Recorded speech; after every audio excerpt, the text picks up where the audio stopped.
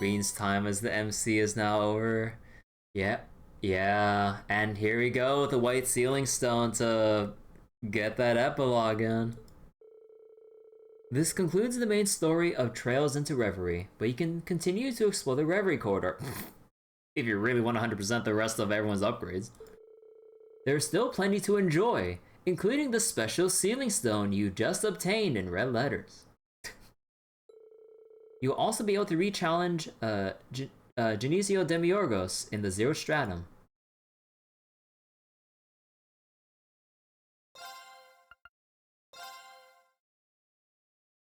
Beyond the... Oh, no, that's still the same thing, but Demiurgos defeated.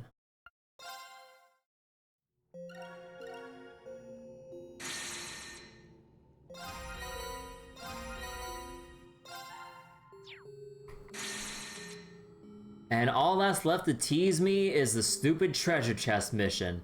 And also all the intimate moments at the beach, but that's gonna take forever to grind through, honestly. Okay, wait, let me see. What does this orb do?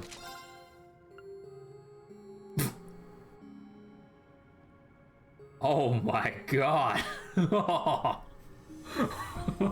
my... 50 speed, 50 evasion, 50 magic evasion? Oh my god. Zoom in, we zoom in.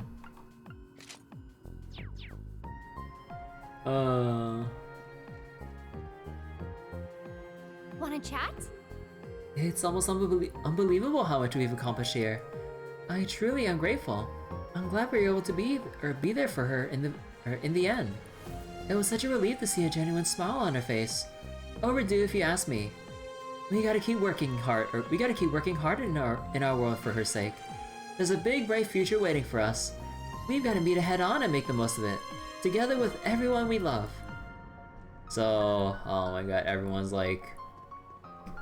Guessing everyone has different dialogue again. Notice anything strange? Yeah, okay. We gotta do the quick once over. I feel like we can finally say we've wrapped things up for good this time. I like to think I carried myself to the best of my ability, both as a CGF guardsman and as a member of the SSS. But don't think I will ever become complacent. I'm ready for whatever comes next, and I'll work harder than ever to protect Crossbell. Is something the matter? Things feel much brighter now that we've put that ordeal behind us. I'm sure this experience will live on in each of our hearts, even if we may lose our memories of it. I imagine I'll make good use of what I've learned as I perform for Arkansas, or as I work for Yin, whether I realize it or not. Is something the matter? How are you doing? Now this is what I call a happy ending. I have my concerns as a member of the Grosswitter, but I was right to place my bets on the strength of bonds once again. We managed to seize the future for ourselves without the help of foresight. Isn't that something? I think that makes what we've gained all the more valuable. Actually, wait, let me say something here. Central core activated. Okay, no sneaky little thing over here. Confirming rank points accumulated. Liberation rank unchanged. 45 RP for clearing the Zero Stratum.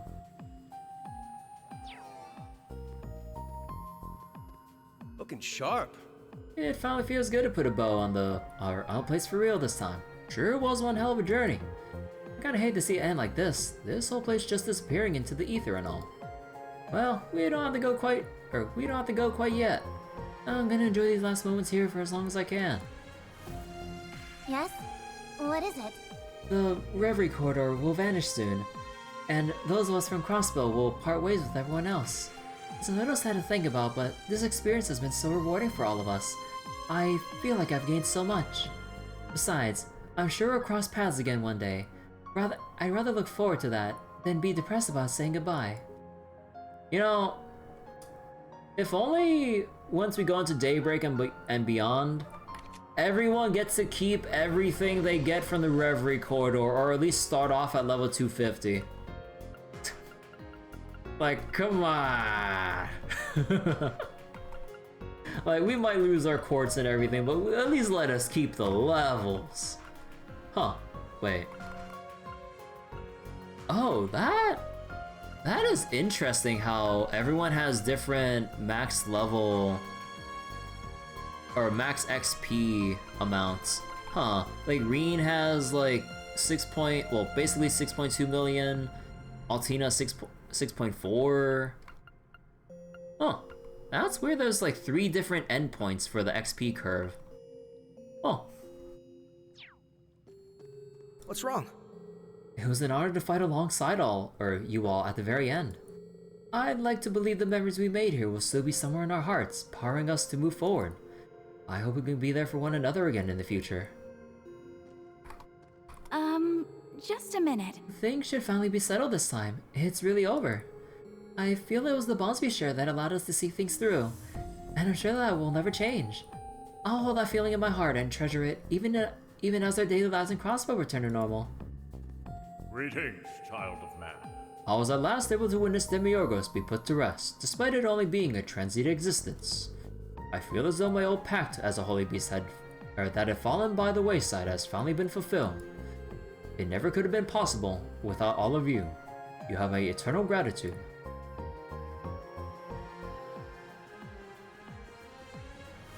How's it going? Guess it's almost time for us to say our goodbyes and go our separate ways. I'll miss being together like this, but it's more like a see you later sort of deal, you know? This is just the beginning of bigger and better things. We'll see each other again someday. It's only a matter of time before our paths cross once more. I'm always up for a good chat. That should just about tie up all of Crossbow's loose ends, shouldn't it? It's home to people that are still important to me, so for their sakes, I'm relieved this is all behind us. Now I can take the next step in life. Only question is deciding what that will be. But hey, that's the fun part. How's it going? My dad once told me about the strength that comes from the relationships people form and the bonds that endure from them. Being here has reminded me just how much I've overcome in my life thanks to the connections I've forged over the years. And I know deep down that Louve has been able to rest easy as he watch over me. I know that all of us will find a way to pull through, no matter what happens next. How are you? That final battle was very difficult. Honestly, given all the bullshit that we've witnessed that could happen in that battle, you kind of have to cheese it. No ifs, ands, or buts about it. You have to have either everyone with Deathblow resist, or you just slap on, or you just spam Absolute Reflect, and then just your Dragon Incense. There's kind of no way around it, honestly. Seeing OZXX smile from the heart at the very end made it all worthwhile. Perhaps it's a sign that I've learned how to care about others, to embrace them. I want to keep growing as a person, especially for her sake, now that she's not around any longer. What to do? Things sure took an unexpected turn at the end there, but we still managed to pull through. That's what matters. It's yet another reminder just how crucial friends are, something I've thought about more times than I can count. Wherever he is, I hope that other me is watching. No man is an island. Whatever comes next, I'll prove that it can always be overcome with friends like these at my side. Always. What's going on? What is it? Working to resolve this anomaly has been one of the most enlightening experiences I've yet faced. Challenging the corridor with everyone, fighting alongside living legends, even coming face to face with a Septarian. I couldn't ask for a finer whetstone to sharpen my skills. It's as though I've reached greater heights than I ever could have by only training. I fully intend to put it all into practice. Someday, I'll stand proudly alongside each of this era's greatest swordsmen. You need little old me. Time and again, I've been shown that with friends like ours, we can defy even the soundest of predictions and calculations, if not fate itself. It may sound cliche, but going through this ordeal has reminded me of that all too well. I'm truly proud to be surrounded by so many capable people. You need little old me. You, got a sec? Everything is all said and done now, huh? Done now. Time really flies, huh? We've had our ups and downs since first coming here, but I'm glad we managed to pull through. It was kind of fun meeting and fighting alongside so many people. We'll have to go our separate ways soon, but I'm sure we'll meet again. I'll make sure I don't fall behind by then. You know, it really makes me think what will come of all the students at the branch campus once they graduate. Whether or not we'll somehow see them again on some kind of like cross-continental journey if they happen to go over into Calvard, or if by chance we'll either be back in Erebonia or even other nations like Liberl again. I don't think we'll be back in Liberl or any other places, because honestly Calvard itself is huge enough. I kind of wonder if we ever go to a different country, we'll happen to see any of the branch campus students, or even just like any of the other people we've seen, just like grow and roam around, you know, once they've graduated or whatever. Hell, I mean, Crow said he's going on that big journey of his, wherever that will lead him. What do you want? I wonder. So wait, you saw someone do the Zeren powder with the Master Quartz to get that makes items AoE? Oh yeah, the Infinity or Mobius thing. Yeah, I forgot about using that. But well, I mean honestly, there's like a million different ways to cheese to your heart's content in Reverie. I kind of forgot about that, honestly. Mostly because I wanted to play out the fight just a little bit, barring the ending part. But yeah. Like once you get Infinity and Mobius, like you can really just do whatever you want. It's so silly. Damn, that was one giant pain in the ass. At least managed to get it all sorted out in the end. Looking back on everything, I guess it wasn't a total buzzkill. Not the worst way to kick off the new school year now that I'm sticking around at Thor's. Now everyone knows just what I'm made of.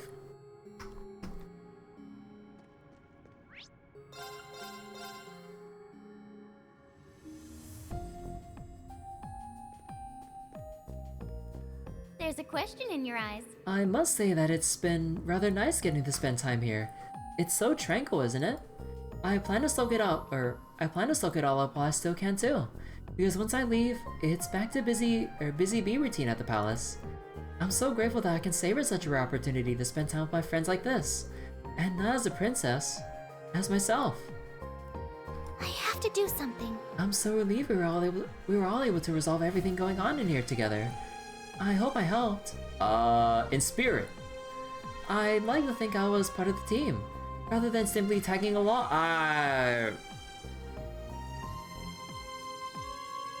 This would be so funny if I actually put her in the tag-along slot. And following everyone for once. I don't want to weigh the rest of you down. That's why I plan on training hard, so I can hopefully keep making a difference. How's it going? Everyone will be going their separate ways soon. I sort of wish we could all get a little bit more time together. Until that time comes though, I think I'll play some music on my violin. We may as well go on in a high note. Literally. Who knows? Maybe, just maybe, if they hear the same tune again, they'll have a faint memory of this place. It's worth a shot. Need me for something? It feels more peaceful here than ever. You would hardly know that it's set to disappear soon. It's only a matter of time before we all have to go our separate ways, but I know we'll always be connected. If one of us is ever in trouble, I'm sure the rest of us will come rushing to their side like the wind blowing across the land.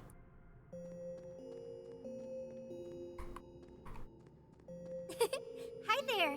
Deep down, I've been fearing the worst ever since we arrived here. I'm glad we managed to get a happy ending. This experience has reminded me that there's nothing we can't overcome, so as long as we all work together. That's a lesson I want to pass on to all the students with us, both as a Thor's instructor and an alumnus. Actually, maybe we'll switch back to Reen, because eventually we'll get back to Sarah. Although, I would pretty much think that Sarah wouldn't have any special dialogue, or whoever you romance have special dialogue. Because honestly, I know they let you remember who your romance choice was. But, yeah, they don't really do too much with it, understandably so, but very few lines, and then like in Reen's daydream, you have the photo of whoever he romanced. Although I'm guessing if he didn't romance anyone and just went with the boys, is it gonna be a group shot with Reen and the boys just having fun together?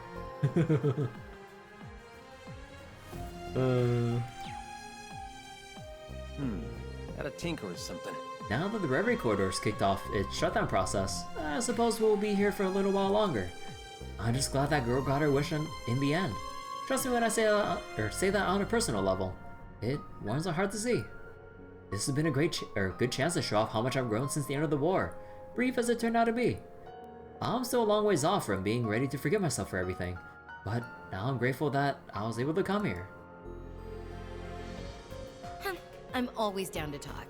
I can't believe it's almost time to say goodbye to this little slice of paradise and everyone in it. Why do I have to wake up from this dream and forget about all those soft, sweet angels who've graced me with their presence? Maybe it is a good thing that the Reverie corridor is gonna disappear soon. Guess I'll just have to revel in this until the very last second. That way, even if my mind can't remember how this feels, my soul will. Okay. Yo, doing alright? Everyone loves a happy ending, right? So just look at the smiles on their faces. Seriously though, staying up with you guys in this place made me feel like I was reliving my glory days in school. There's no telling what the future holds, but I know one thing for sure. I wouldn't bet against us when it matters most. So like... Oh man, I guess this place is gonna go poof in a little while, huh? I can't be the only one that's a little sad about it. We all cried a bunch when we had to leave the original Reverie corridor. Let's end this one off with a smile. Which means we may as well party as hard as we can until it's time to go. What do you need? I believe that just about does it. It wasn't pretty, and I'd be lying if I said I didn't have some regrets, but now's the time to look ahead. Our paths may separate as they head toward the horizon, but I'm sure they will cross again one day. How are you holding up?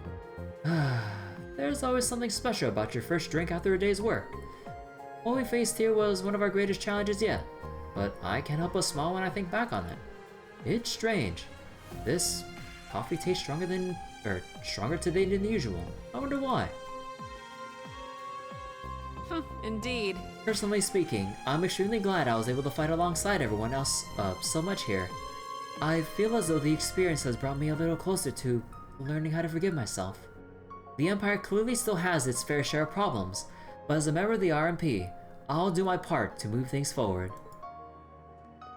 Yo, all good? Finally done with all that homework the old man left me.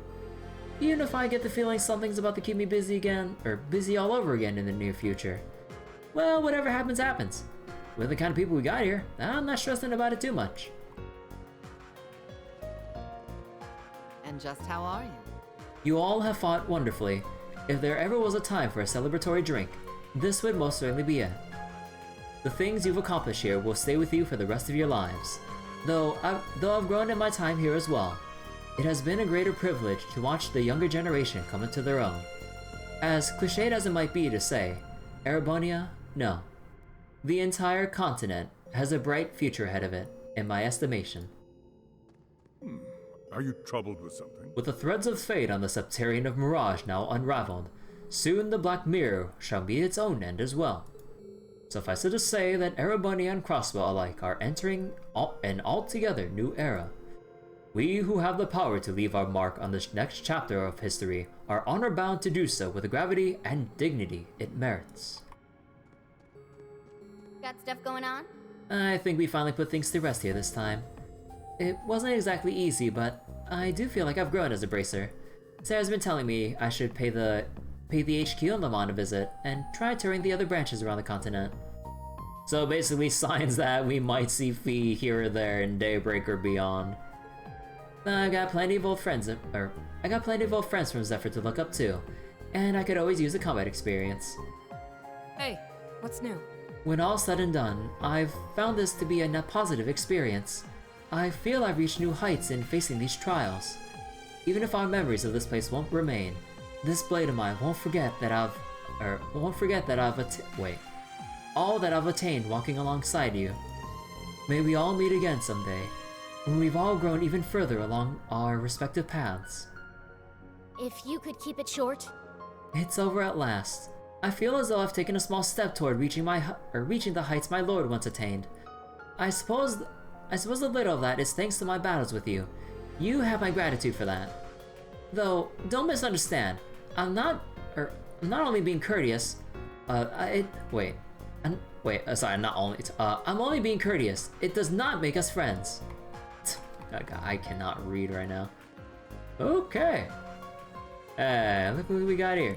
I wonder.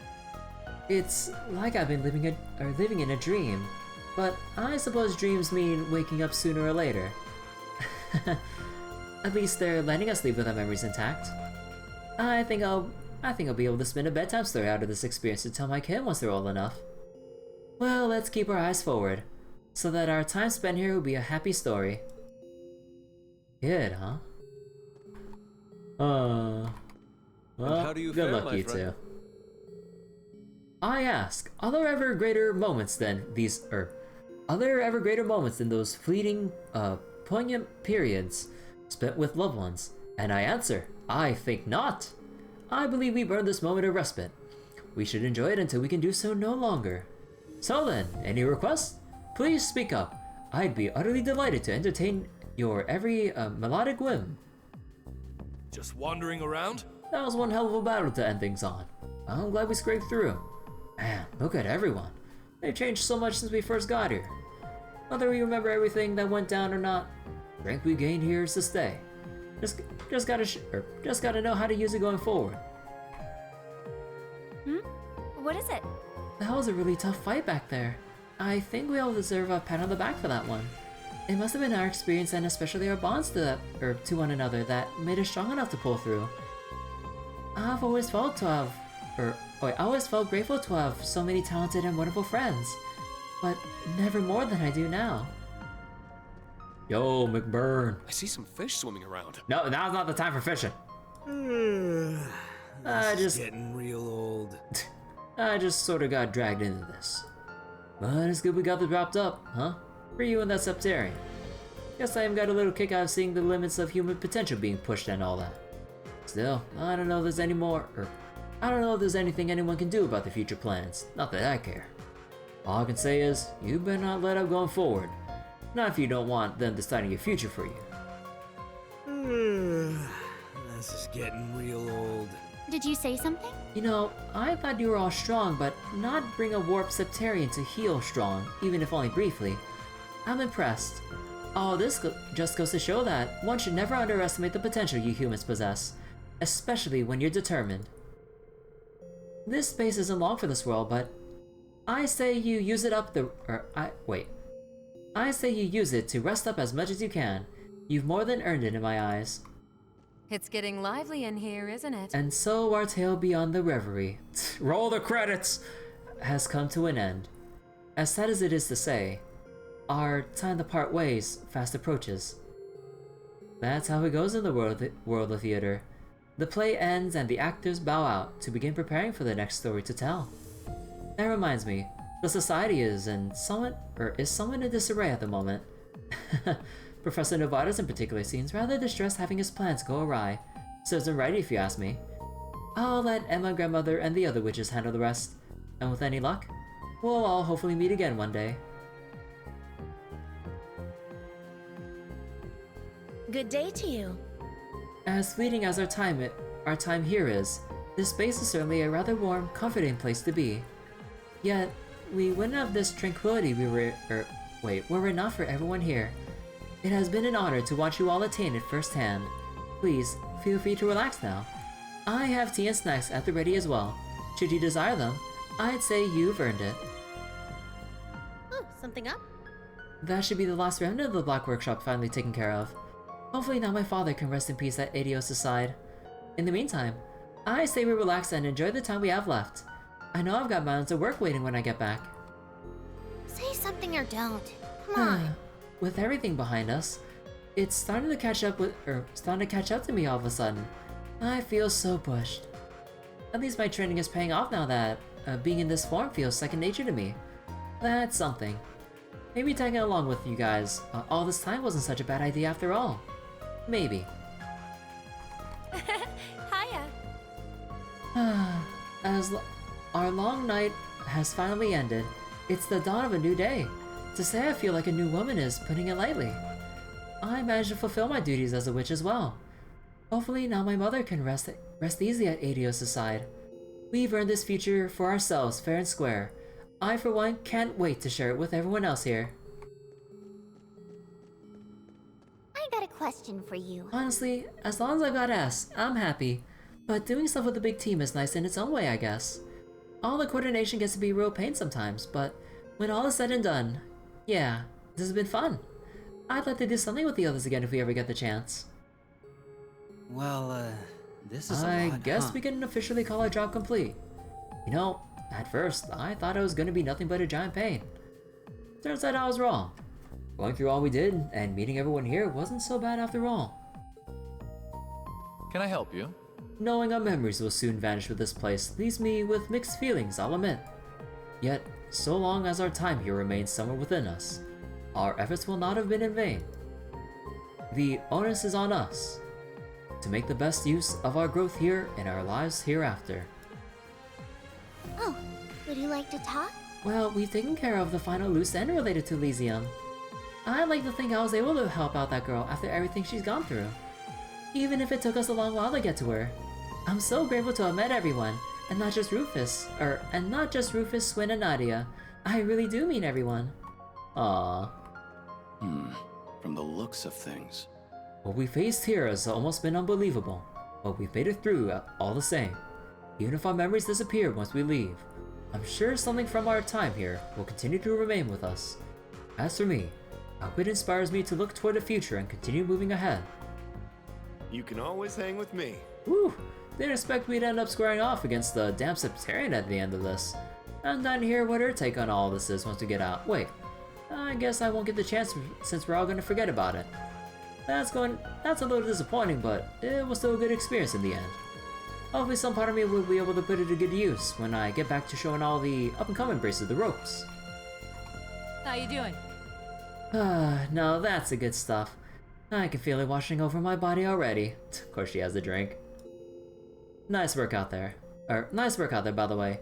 But I guess that goes for everyone. We really had to buckle down that time. I guess time's running out for this place, but you can bet I'm planning on sending it off in style. How you doing? Let's not forget we made it this far because everyone gave it all they had. Time may be running out for this. Oh, yeah, same line. Okay. I guess that's it. Alright, now we just gotta do the daydream. Sealing stones unsealed. But first, the sealing stone +2. Come on, no whammy, no whammy, no whammy. Its luck is on our side. Well, it's okay. Okay, now the white sealing stone plus. And however long this will take to read.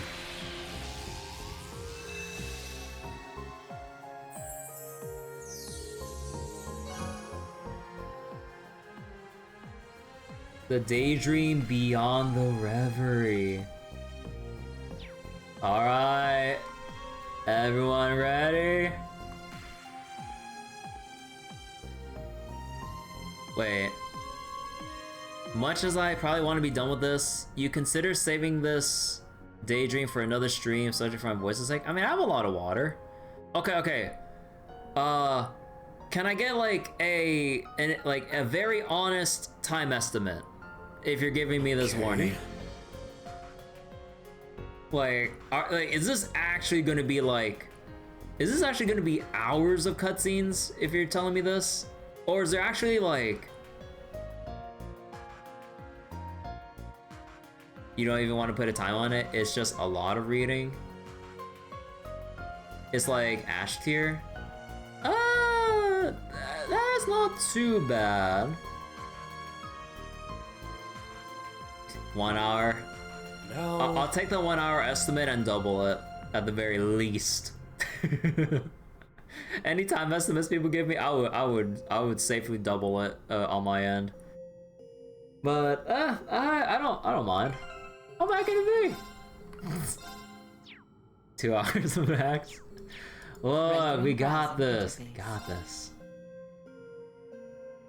Because I really want to go move on and do other things too. So we're going as long as it takes. These are but minute fragments of memories drifting in an endless ocean. Memories of what will be in the near future.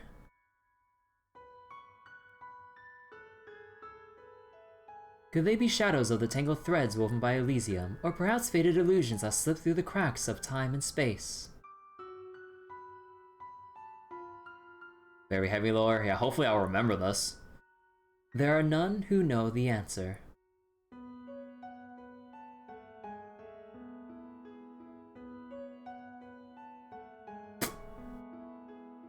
Wait a second. Another hot springs paradise! An unconventional student. Huh. Alright.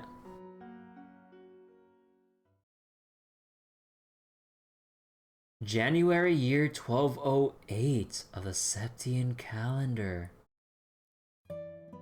Between two great mountains at the tip of a Calvardian basin sits Long Lai. The town is known for two things, being the eastern entrance to the Republic and its exceptional hot springs. Though these enticing factors through these enticing factors does it continue to welcome tourists hailing from both home and abroad. Yet today it served guests quite unlike many unseasoned visitors. These had come from another renowned hot springs paradise and situated in the northern reaches of Erebonia.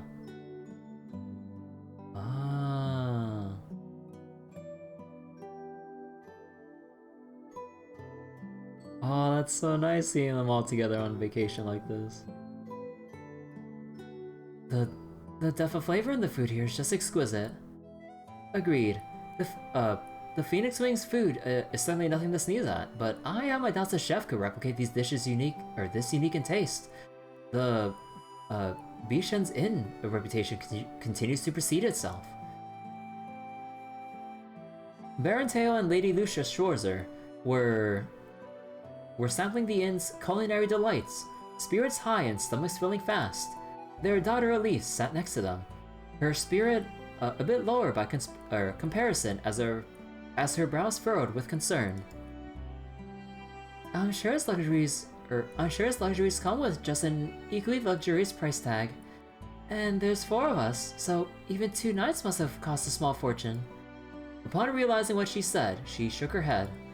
I didn't mean to damper the mood. I know we have the money, but all my budgeting as student council president has made a terrible habit of me seeing the numbers and everything.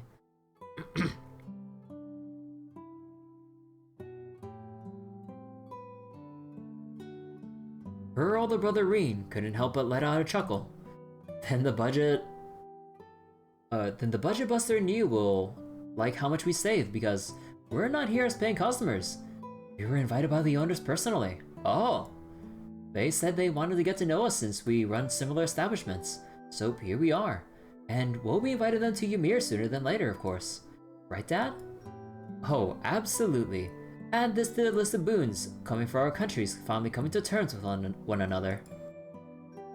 The Republic is reveling in unheard of levels of prosperity, and the relations between our people are more active and festive than ever. I, for one, welcome any opportunity to further foster friendship.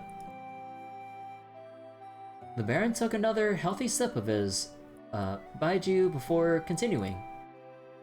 Friendship over fighting, I say. Such a shame that the world tends to overcomplicate that simple concept. Seeing her husband's glass almost empty, Lucia filled it to the brim while adding her own thoughts. That's all the more reason why we need to make the most of this invitation and enjoy ourselves to the fullest. Their children nodded in agreement. And even that aside, there's no reason to spoil a family vacation when we so rarely have time to take them. Oh, I read about some unusual sweet dishes we're trying here. Would you like to share some with me, Reen? In a bit. I'm thinking of taking another soak in the hot springs, so I might be in the mood for something sweet after. Food here's delicious, but as far as I'm concerned, the hot springs are the real star of the show. That's my boy right there. The ruling lord of the hot springs paradise would never let a good discussion about them pass him by. He was as fond of their qualities, he was as fond of their quality and soothing effects as Reen, enthusiasm undeniably apparent from the warmth of his tone to the width of his smile. Their medicinal springs happen to be a favorite of mine. I can't help but be fascinated by them time and time again. I can believe it. I've always known about them, but here's the first time I've been able to feel the way they warm me right to your core. Think we can make one available at the Phoenix Wings? It'd be worth a try, but that comes with its own obstacles. For as many problems as Teo expressed in practical terms, Reen held just as many proposed solutions. The conversation grew more involved by the minute, leaving the ladies of the house to pleasedly bask in the glow and continue enjoying the meal before them. All four felt the same, that it had been too long since they could enjoy each other's company, but the wait had been well worth it. That night, after indulging in his post-dinner soak in the springs and telling his family he was going for a walk, Reen departed the inn. All right, let's do this. He took in a deep breath, the crisp night air of Long Lai filling his lungs. The hot springs were an excellent bonus to his trip, to be sure, but it was not the real reason he agreed to visit. Well?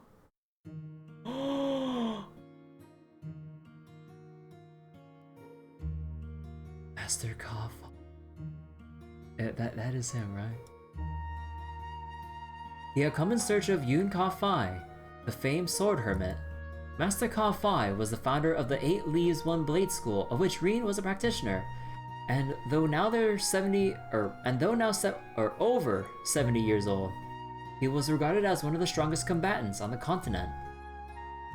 Though they had not met since Reen's enrollment at Thor's, many a letter was exchanged during the 4 years that followed, but even they had stopped after Reen had earned the right to call himself a Divine Blade over a year ago.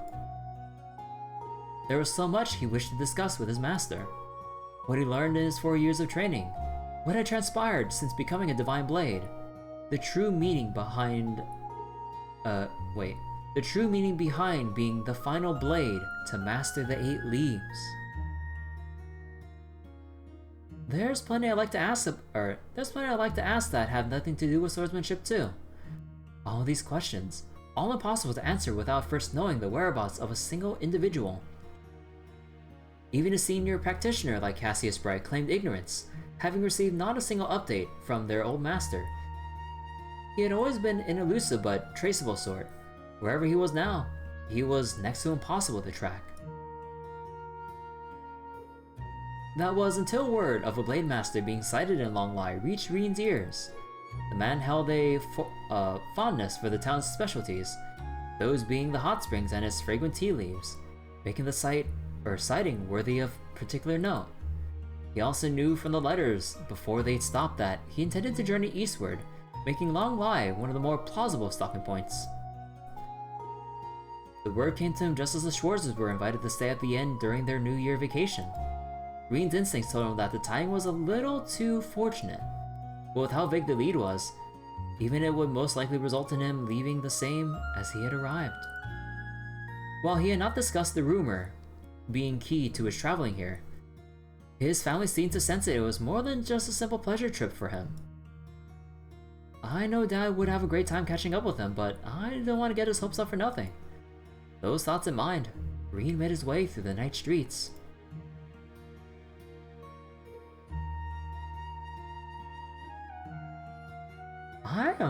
I am liking these shots here. Like, no joke. I would love to see, just some novel of some kind about, not even any major story, but just slice of life cultural stories of Calvard with illustrations in this style. I would buy such a book in a heartbeat.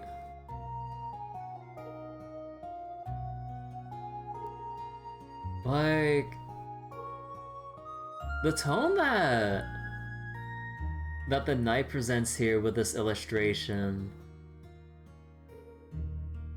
It really provides that... What was it? It really provides that, like, tranquil yet, like, welcoming feeling, I guess. Like that pleasure you feel about, like, just walking out at night sometimes. Well, assuming it's not too dangerous. But yeah. Have to wait until daybreak. I want, like, an actual book to buy. Just like slice of life stories of Calvard. Oh my god, dude. Longline's architecture was distinctly Eastern, making it a uniquely intriguing sight among most of Calvard's towns and cities. This was not to say it was similar to Crossbow's East Street. With subtle colors paired with dignified beauty, every wall and stone exuded the traditional concepts of wabi-sabi. One look was enough to understand the region was rich with history. This quiet charm would give way to contrastly lively evenings, where tourists both westward and further eastward were greeted to stalls dedicated to the hot springs and more. This too held a traditional sort of charm. Reen asked several merchants if they had any information pertaining to the whereabouts of his master, somewhat sheepishly purchasing a number of souvenirs from the stalls to keep himself from being a nuisance. They, he justified, would make excellent gifts for his friends, his co-workers, and his students.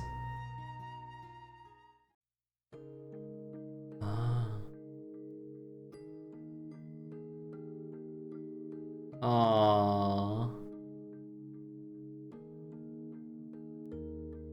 I can't believe it's almost time for them to graduate. I might be more emotional about theirs than I was for mine. For the first time, Reen would get to experience what it was like for the young birds he had taken under his wing for 2 years to finally leave the nest. Their first year had been eventful, to say the least. What had started as a problem class full of disagreements and mounting tension had slowly grown into one of compassion and understanding one another.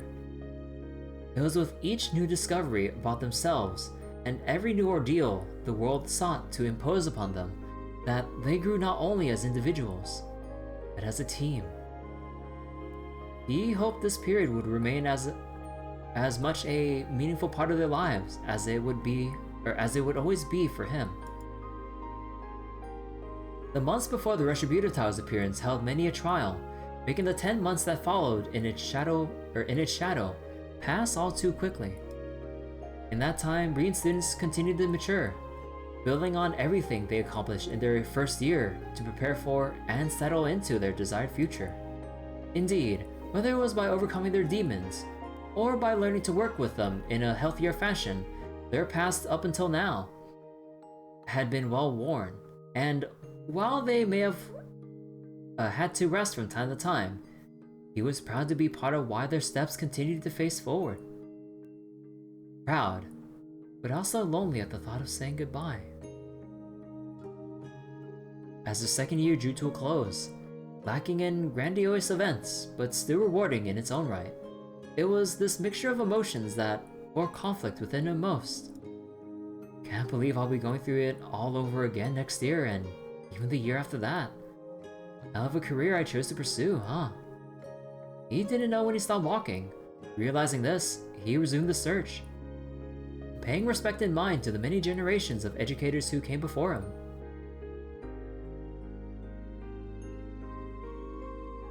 No matter where he looked, he could not find Master Ka-Fai and Long Lai. It was, however, still too early to say whether the trip had been in vain, as he had at least caught an unverified report of the Blade Master being seen to the mountains in the to the south. Wandering such terrain at night wasn't going to be ideal, but Reen was already firm on spending the next day with his family. Tonight it would have to be. Making a brief stop to the inn to tuck his souvenirs somewhere safe, he then departed for his new destination.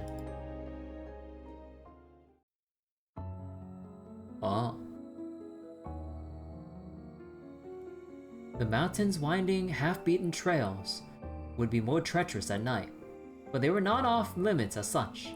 The key, Reen knew, would be not to rely on sight alone. Basically like another swordsman test of sorts of making it through A treacherous path to find Master Kafai. His senses of hearing and smell, perhaps even touch, were going to be equally vital in the hours ahead. Calling upon his experience and intellect to heighten all 5 senses, he took in his surroundings in full. This really takes me back to training in the mountains. To call the experience training would imply his time being one of simple tutelage between student and master, but it equated to so much more. The danger then was far worse than it was now, with some days requiring him to set foot in highly dangerous territories just to find the day's food to survive. It sounds like the Kunlun Mountains. Wait.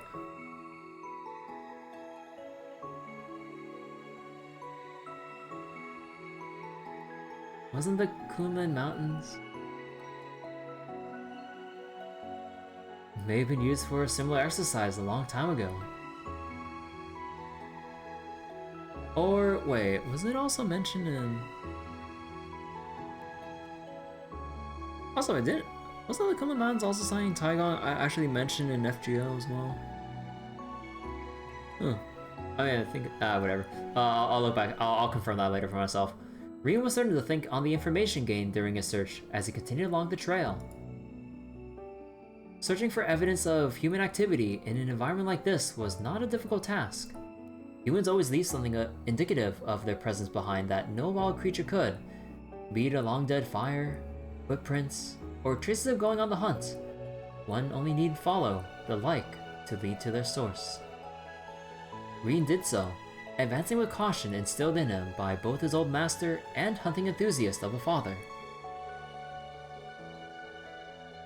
They soon led him precisely to clear evidence that a human had been in the area, though the evidence itself was far from what he expected. Remains of a camp? No. This is... It didn't look like it had been left by a martial artist, It didn't look like it had been left by martial artists in training or roaming hunters. But the most peculiar thing was that there were multiple sites like the first, evenly spaced from one to the next. It was as though something was being measured. Maybe this is a group of scholars doing field research, but it seems too large in scale for that. There was nothing more to be found here. Rian advanced. Soon after, he found another unusual mound of evidence. It's like someone forced their way through here in a car, or more like hacked open a path wide enough for a car to pass through. All further inspections here suggested that whoever was responsible had given up on this endeavor, leading him to wonder if they somehow found success elsewhere. Someone who allayed multiple campsites, or some people, and then gave up and drove their car to someplace else. Huh. And if they did, why had they done this at all? The question pestered him. If there was anywhere to clear wide paths, the remote depths of the mountains certainly were not it. But instinct told him he was only a step away from discovering the answer. I keep following this trail a little farther. At this thought, Rian sensed someone approaching. One person. 2 people. Yes, there were 2. And it was clear they were aware of his presence as well. Only for a fleeting second did he think they might be the ones responsible for the strange trails, but a deadly tension that now thickened the air told him that they were no simple scholars. He felt them draw near, the night veiling themselves well, and then he felt them stop. How about you show yourselves? He spoke without placing his hand on his tachi, signifying to those watching that he had no desire to fight. The silhouettes then silently emerged from the darkest shadows of the mountains. They looked very much like the shinobi of the east he had heard about, their forms clad from top to bottom in black garments and their faces fully obscured. Shinobi? Oh shit. Oh shit. Yo.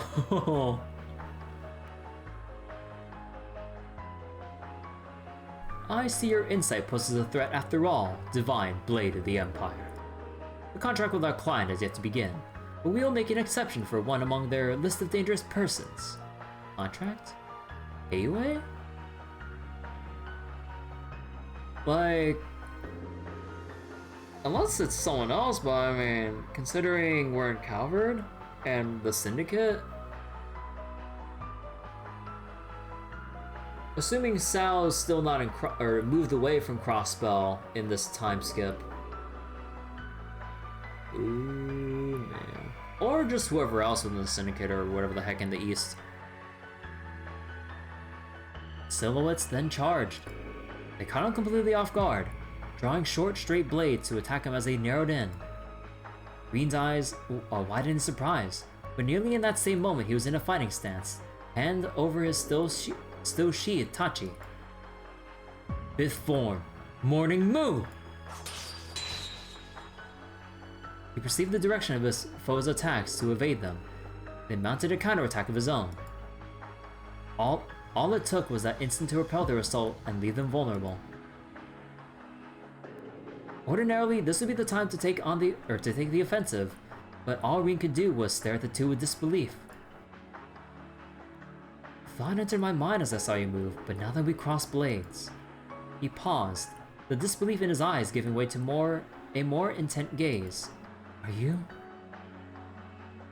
practitioners of the 8 Leaf School? Oh, what? So it wasn't just... Another pause, this time from the silhouettes before answering as though they were well aware the question was coming. No, though we do possess ties to the school. We are of the Ikaruga, practitioners of the Black God One Blade School. The Black God? Black God One Blade? What? Huh.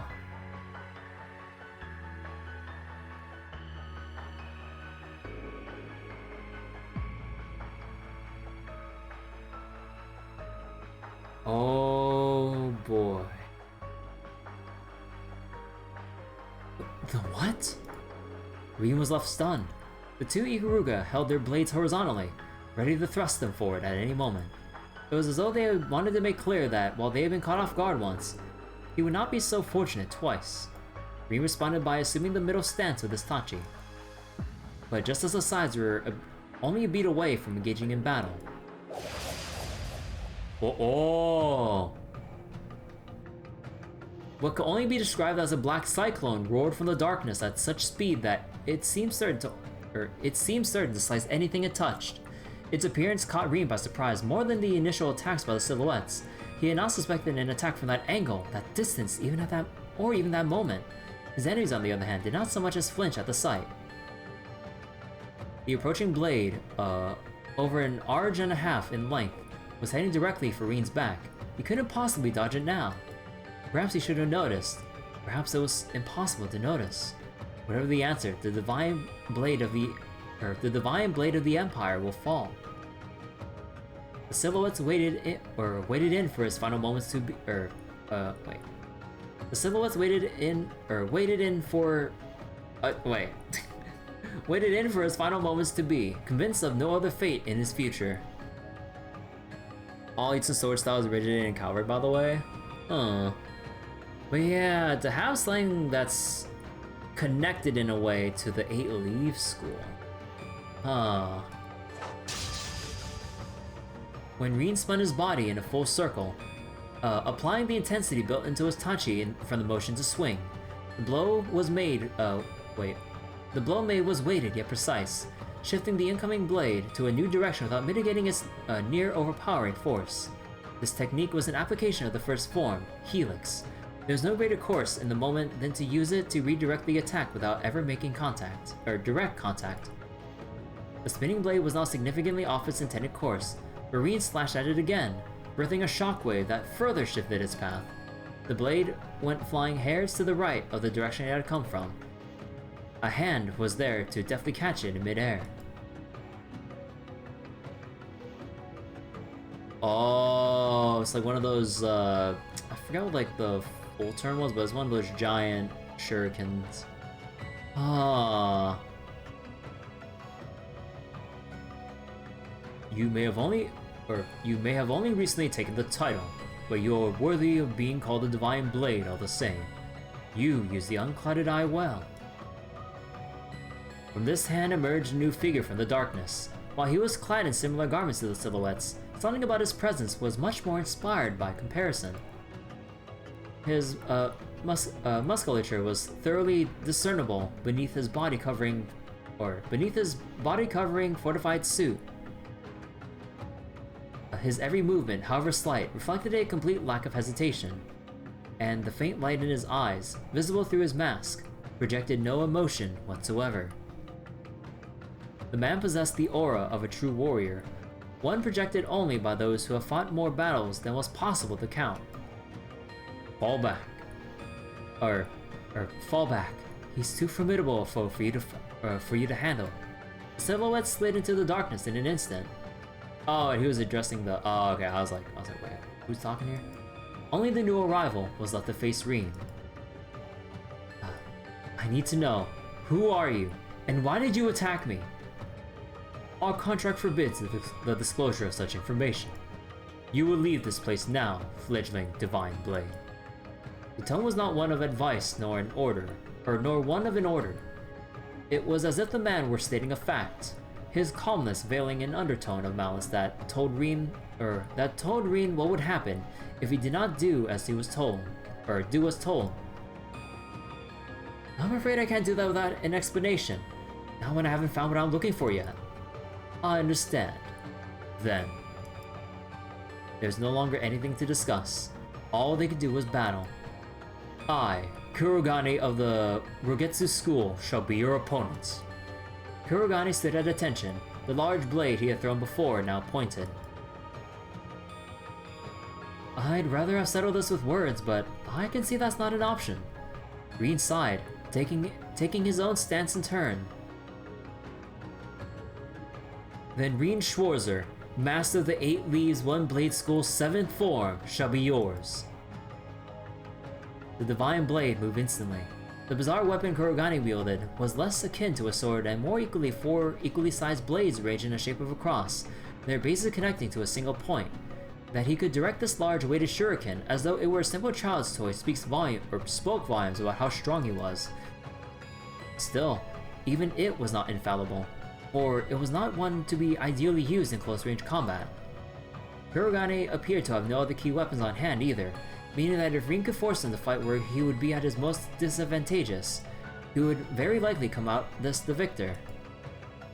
This was what he had in mind when choosing to act first. Second form, Gale!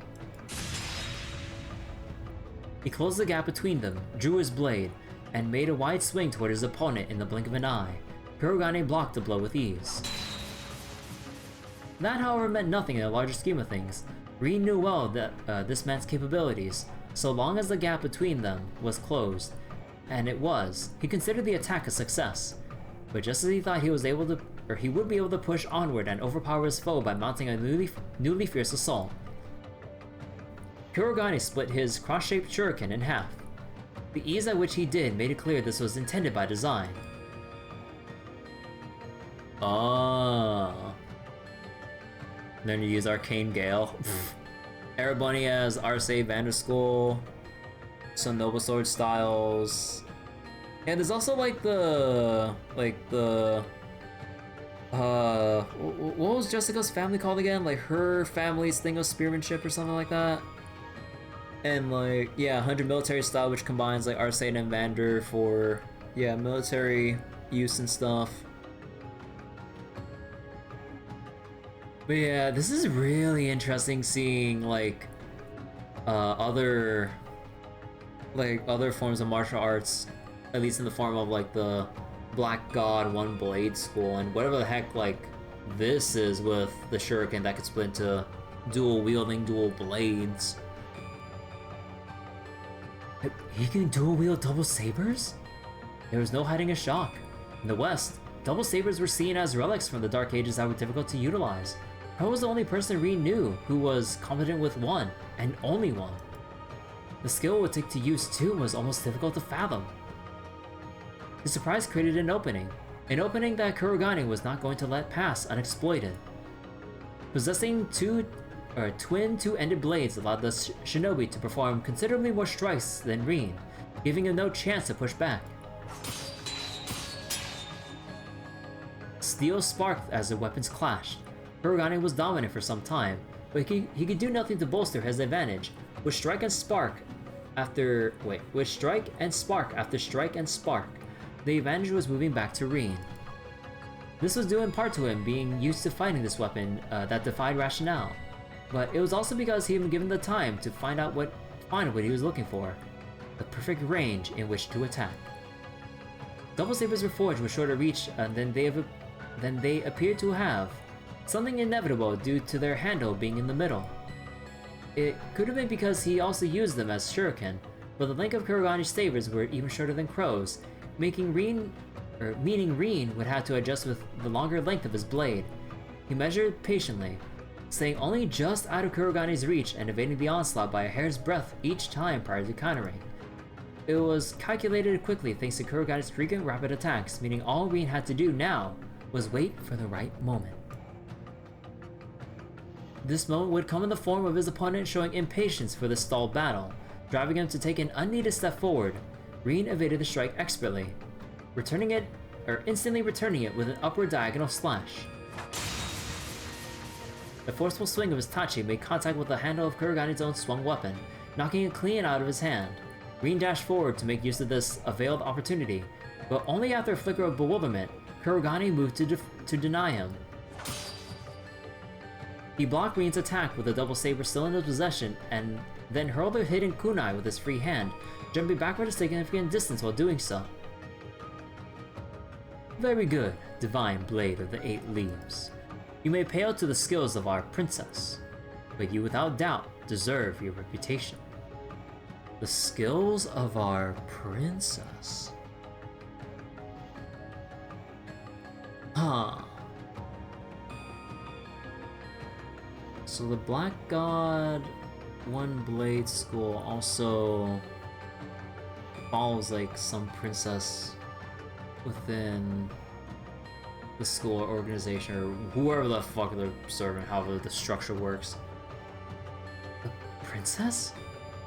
Rin's intonation went unanswered as Kurogane took a noticeably different stance. Rin's intonation went unanswered as As Kurogane took a notably different stance than before.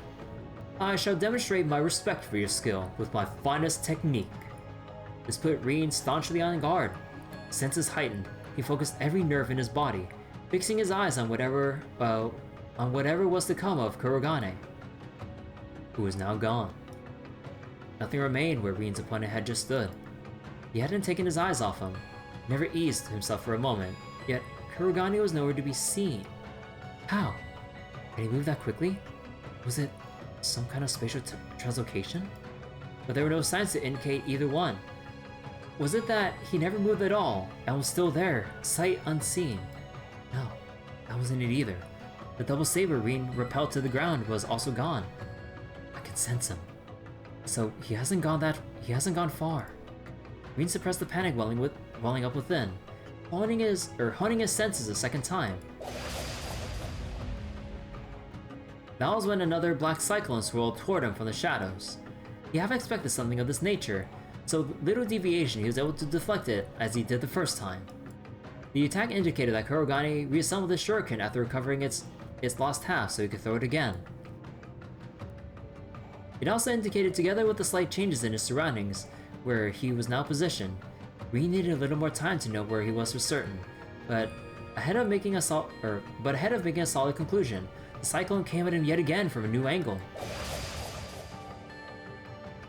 That was fast! Though he blocked this attack well as the last, before he could fully correct his posture, the next cyclone approached. The gap between was getting shorter and shorter. Oh.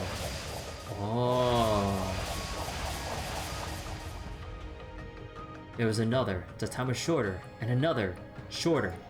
Soon, these assorted smaller cyclones were seemingly growing into a blended grand storm of death. I don't know why, but I always like chuckle every time I hear like something described as of death, with Reen trapped at its center. This doesn't feel like I'm being attacked by a single person. Did he make phantom copies of himself? He had no idea from where the next cyclone would form. By the time he had located it, the next one was ready. Even the unclouded eye wasn't going to be enough for him to deduce Kurogane's location. Actually, how many people do we know that actually have like the shadow clone technique or whatever it's called or whatever else it could be called? Because we know Luve like had like his fucking shadow clone or body double bullshit during Sky's second chapter. Did anyone else have like a shadow clone body double ability? I forget. Is this what an S-Craft feels like in text form? Bro, like imagine how long like a full-on Trails novel would be with all the pages that would have to detail an S-Craft being played out. Bro. So wait, Luve, Duvali, and technically Yin. Oh, right, Yin too. Oh yeah, Duvali had her one thing too. So the three of them with basically like clone techniques of some sort. And now Kurogane. Huh.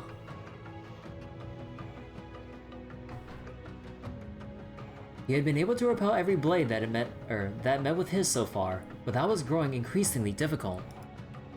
I didn't want to use it, but I'm not sure I have a choice. Well aware that doing so would place him in danger, Green took his mind off the battle. He gave up on blocking and evading attacks, dedicating the bare minimum of his focus not to sustaining lethal blows, but focusing his mind inward. He had focused on the power that he had long cultivated inside of him. Bro, you know, I can't wait till we get through Daybreak and whatever else we might have to go through, and eventually, let's say, get back to Reen for whatever reason. And then his spirit unification just gets immediately power crept. I can't wait for the power creep. you know this shit's gonna happen. The power he had feared, loathed, rejected. The power he now relied on, desired, and nearly surrendered himself to. The power he faced with his loved ones at his side, making it a true part of himself. With his mind clear as day, he unleashed his full strength. Enlightened spirit unification! He imbued his Tachi with a great power surging out of him, crying out as he did so. Spinning his body forcibly around to create a bladed circle around him. The energy released by his Tachi repelled all forthcoming shuriken with ease, and with them, Kurogane's phantom copies lurking in the darkness faded to nothing. With that, there you are! He charged toward Kurogane. The man was thoroughly overwhelmed by Reen's sudden counterattack, throwing him completely off balance. There's nothing he could do to repel what would come next. It's time to settle this! Reen swung his Tachi downward while pouring all of his might into a final single strike, but just as the two felt the battle was coming to an end. Zeroth form. Duality.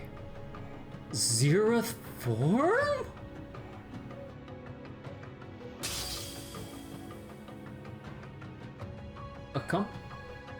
Oh, wait, voice is beautiful. Oh, is that the princess? Oh, shit. Accompanied with a voice as beautiful as the bell was a slash tearing through the sky, its color so black that it threatened to eclipse the moon. It effortlessly stopped Reen's weapon from reaching its target, but that wasn't all. What? With a high-pitched metallic sound, Reen's beloved Tachi was sundered cleanly in two. What? I forged that shit with Black Zemurian ore! What do you mean? I just mentioned something about power creep. Bro! Come on! I didn't think we get power creep like right now! Come on! Princess! Kurogane was also taken aback by this new arrival. Divine Blade of Washed? They're built different in Calvard, apparently. Bro, oh my god. We went through all this stuff from the past 5 games, including this one. And now we just get power crept with a cleanly cut Tachi. Okay. I heard what was happening from both our scouts. You could have invited me to join the fun instead of keeping it all to yourself. The words as she chided Kurogane indicated dissatisfaction, but the music of her tone betrayed her excitement. Rin made to see who this mysterious figure was. Oh? Who?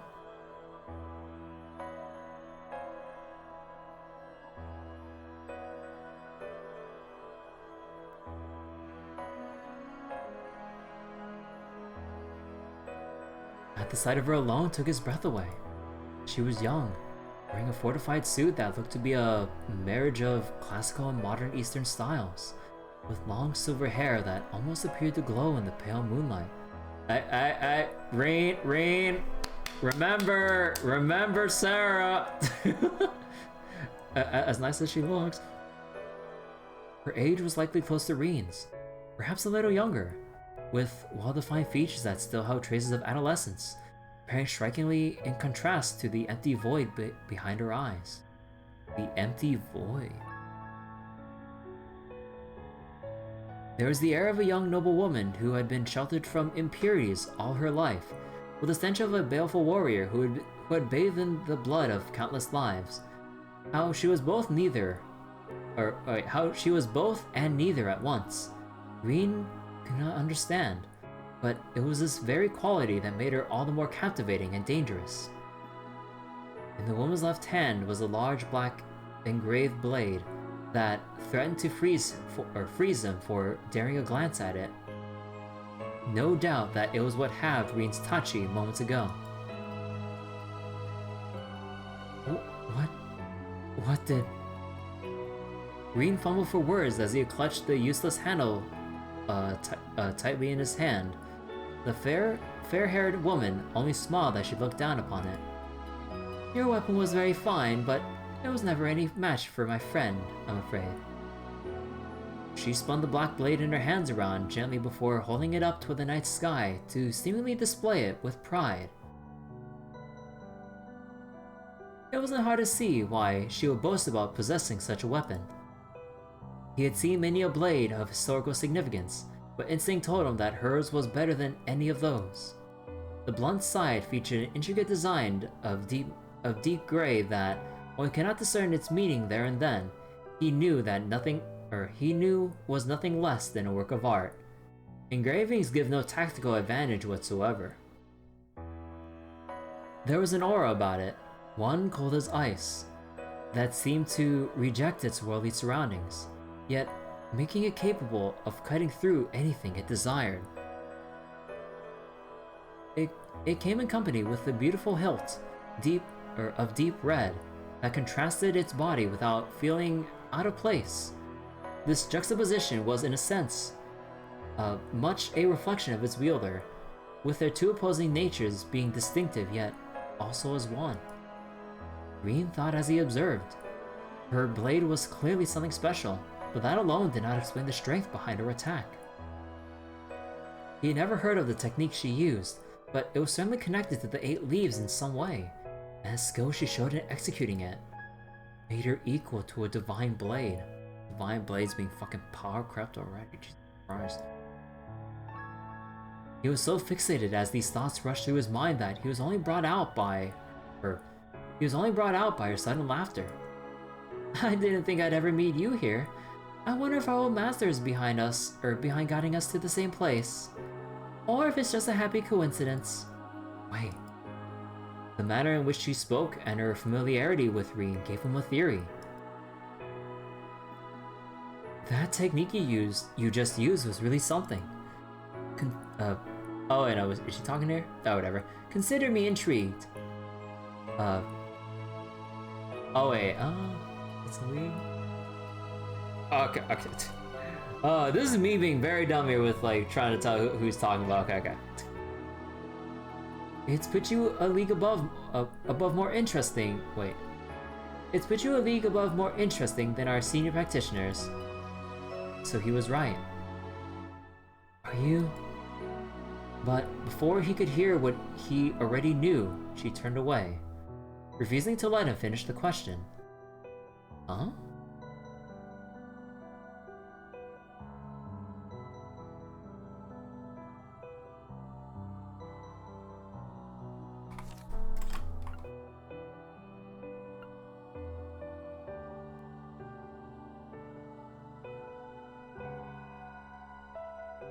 Master guiding us same place, a coincidence? The manner and familiarity.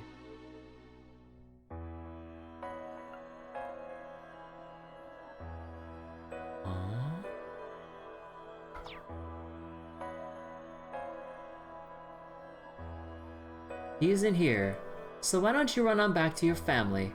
Go and make the most of your vacation. Just don't let your skill with the blade slip.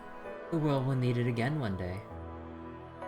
She spoke with a certain satisfaction as she pointed down to the other half of his broken blade, and then she leapt high, seemingly disappearing on the other side of the moon.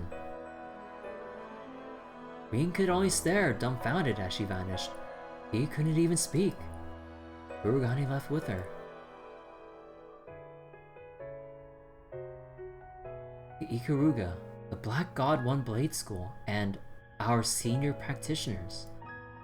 Rin had been unable to fulfill his objective.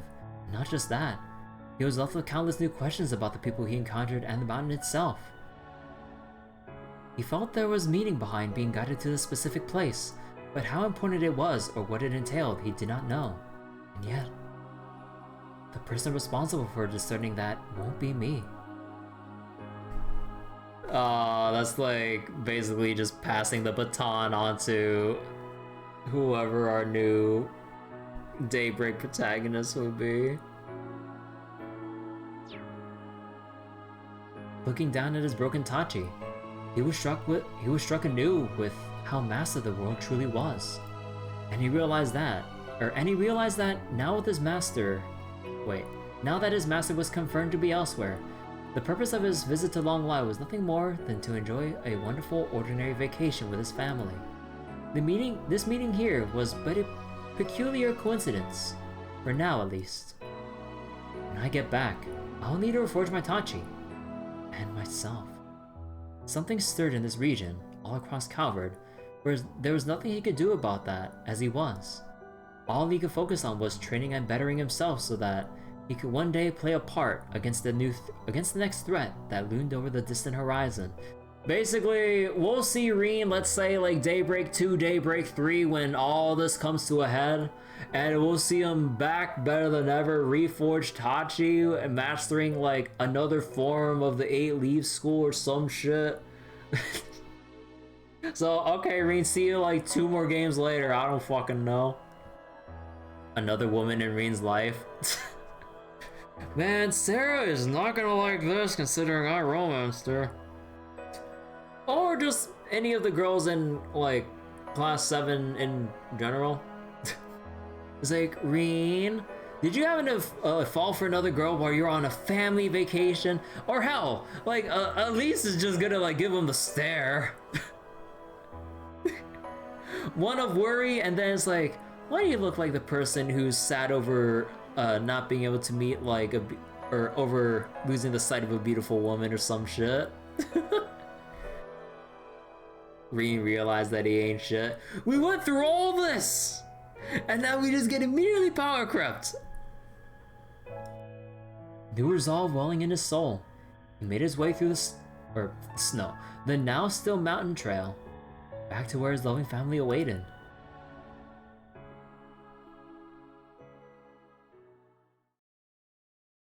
Another hot springs paradise, the end. Bro.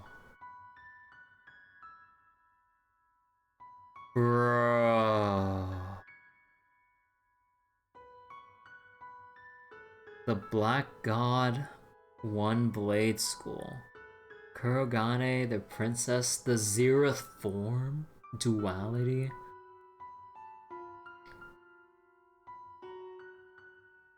Ties to the eight Leaves, One Blade School? The Kunlun Mountains? Okay, wait. I kind of want to exit out and double check, but I guess I'll double check after this one though. Okay. Oh my god, dude. An unconventional student. All right. What are you cooking, Falcom, bro? On one hand, I'm not ready to leave the Cold Steel, like the Cold Steel saga behind, but I really want to play Daybreak now. Bro, like, fuck any feelings about JRPG or Trails Burnout. No, I want to play Daybreak. But obviously, I'm going to wait for the localization. I'm not going to play with fan patches. But, bro, I want that official localization to come sooner.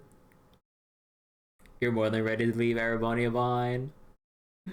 Oh my god, dude. There's so much I really love about, like, the Erebonia cast and everything. But at the same time, it's been 5 fucking games. Oh, we're in April now. Oh yeah, would this be the start of the new school year? Or, no, not the start, this would be like the middle. Time to learn Chinese pronunciation before Daybreak. Bro, like, my Chinese pronunciation has been complete ass until the voice acting corrects shit for me. I mean, at least I have, like, Star Rail to help me out, honestly. So, I mean, I got that going for me.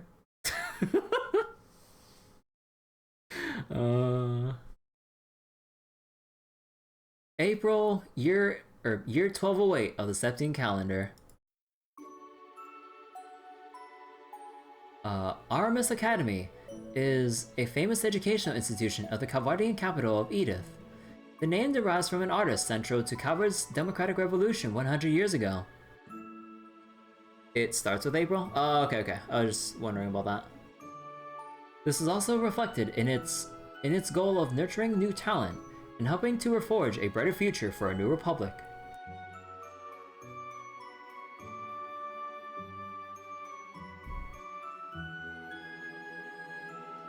The Academy placed great value on traditional education, of course, but it also encouraged the perspectives of new cultures and values, attracting many an independent mind from across Zemuria. It was a storied place of learning that reflected the Republic's views as a whole. This story, for its part, begins not long after the Springtime Festival held yearly to welcome the new student body. It was just another morning at the Academy, countless students shuffling through its grounds, when one of them in particular happened to draw an unusual amount of attention. The young lady had long, soft violet hair crowned with a black ribbon.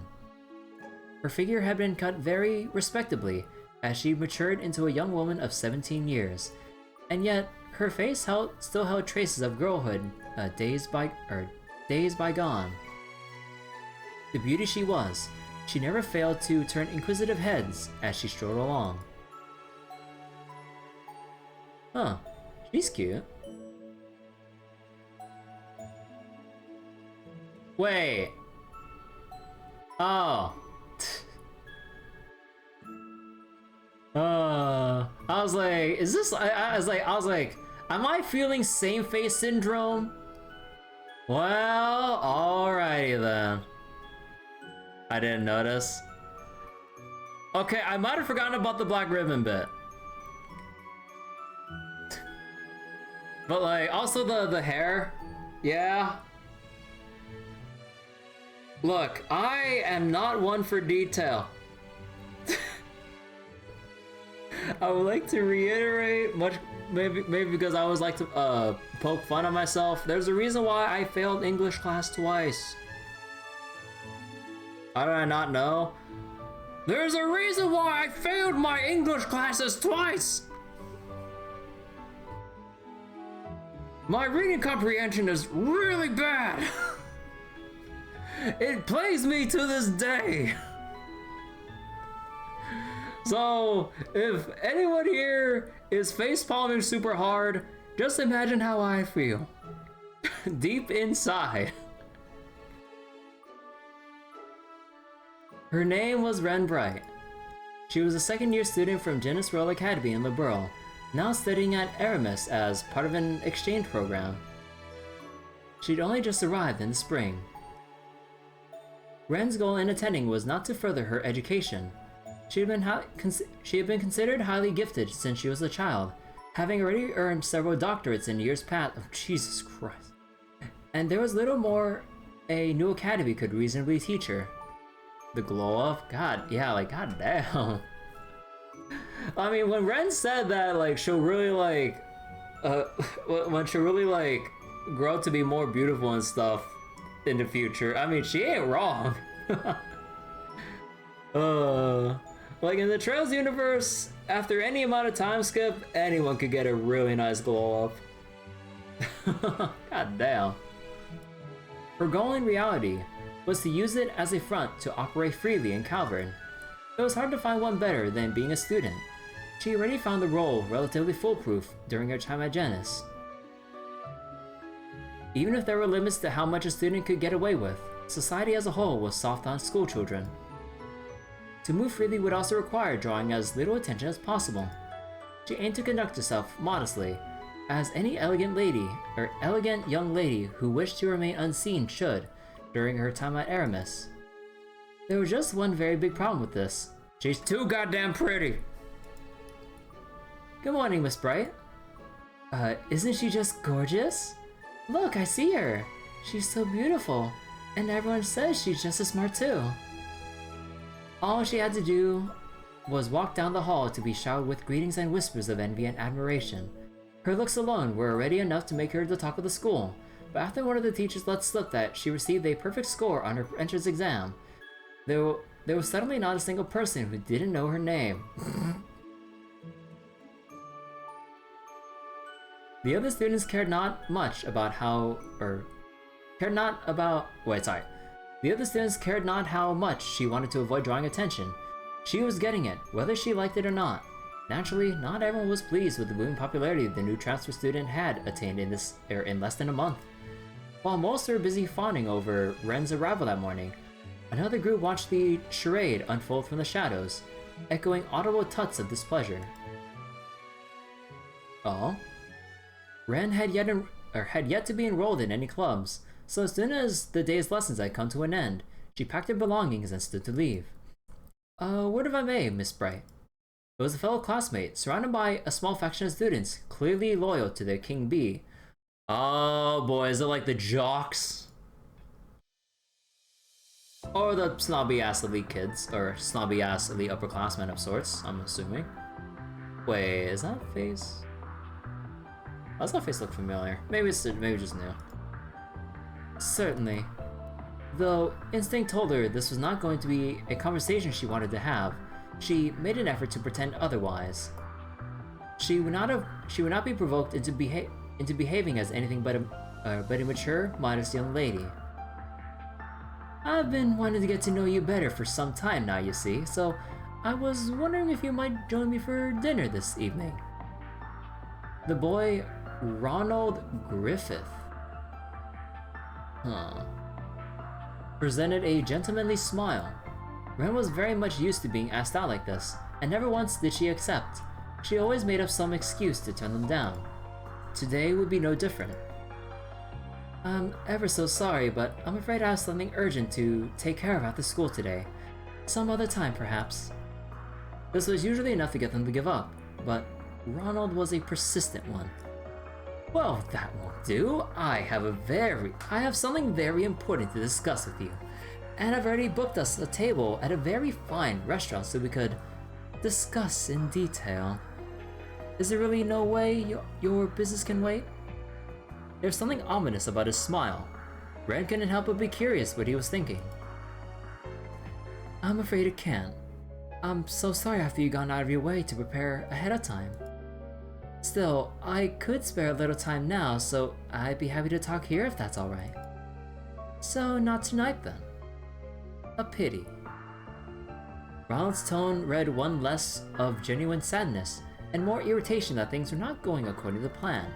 Well aware that he let slip his true feelings on the matter, he quickly composed himself and smiled. Now is better than never, I suppose. This does concern everyone in the room, so perhaps it's all for the better, said here. To this, Ren glanced around the room, noticing that only she, Ronald, and his lackeys were all who remained. Most were likely on their way home in their respective clubs, while some would ordinarily have been in the classroom at this hour. She was certain none wanted anything to do with Ronald and his group. He took a step toward her, then began to speak. I'm well aware, Miss Bright, that you have come all the way from the distant world to be here. It's not unusual for students to transfer from afar for family reasons. But I hear in your case you came to Calvard just to learn in these hallowed halls. I cannot help but deeply... I cannot help but deeply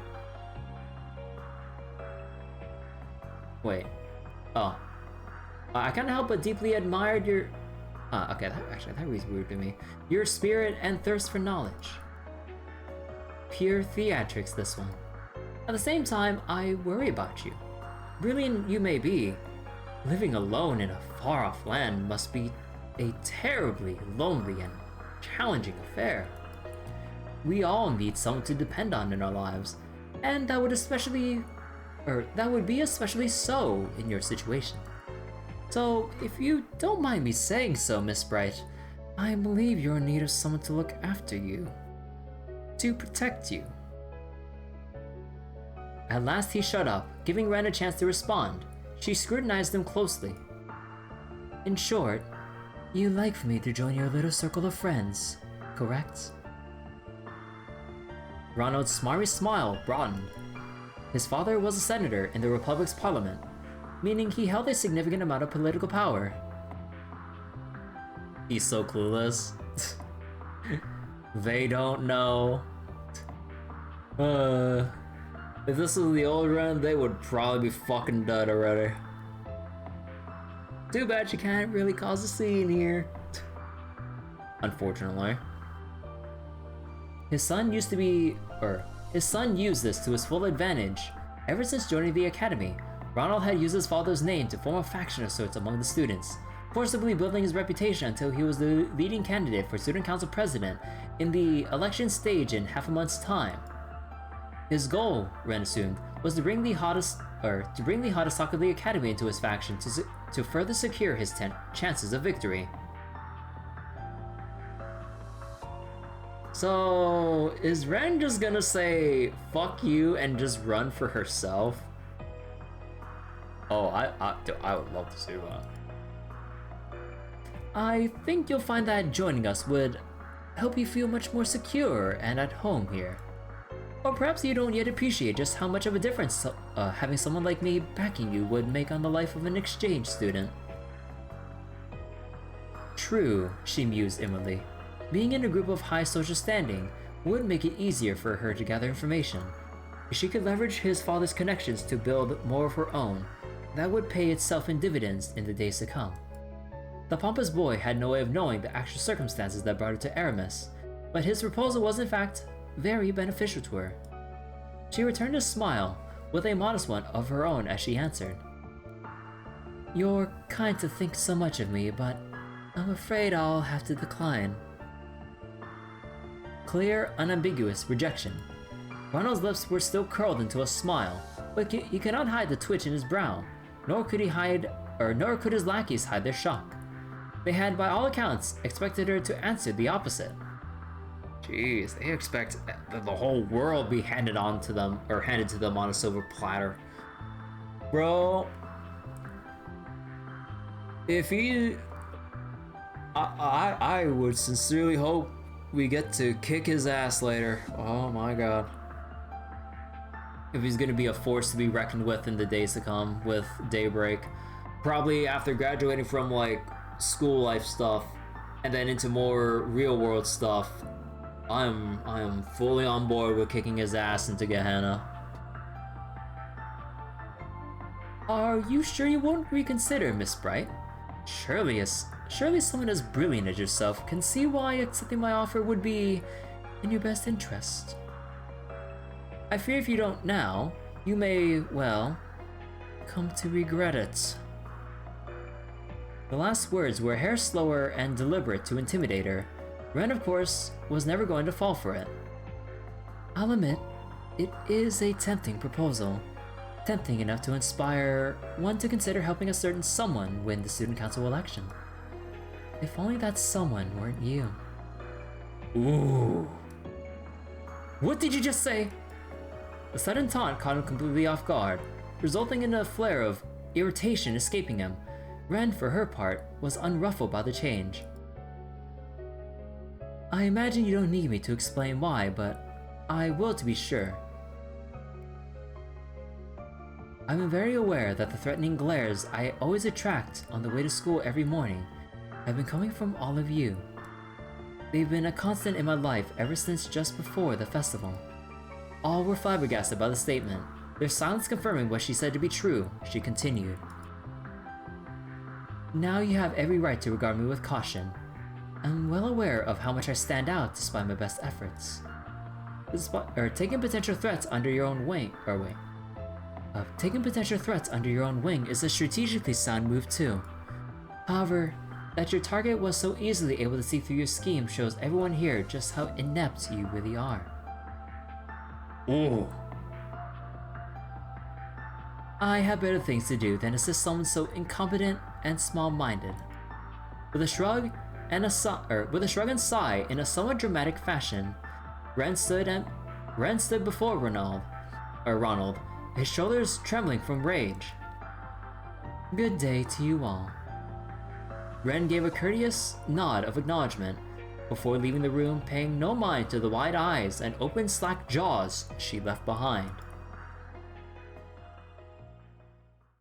Well, time to make an enemy of the Republic government. Or of the Calvard government, I mean. Oh. So Agate ended up getting pretty beat up from another one of Mom's crazy jobs. Oh, no, sorry, this is... Oh, yeah, right. I'm guessing this is like a letter from Tita to... Yeah. So, Agate ended up getting pretty beat up from another one of Mom's crazy jobs she threw at him. Bro, come on! The dude cannot get a break, even in here! Come on! Eternally tormented. We did get some good data out of it, but ouch. Your mom is always so. Oh, right. They're not. What's the point of letters when we got like phones? Don't you guys have phones? I'm stupid. Don't mind me. What decade do I live in? Look. Technology is advancing too fast in the Trail series. What's next? They're gonna have self-driving cars? Self-lacing shoes? Hoverboards? Nonsense. That night in the dormitory, Ren and Tita were engrossed in deep conversation through the laptops. Right, laptops. We had self-driving tanks, kinda. Well, I mean, they're not cars. That's all I could come up with.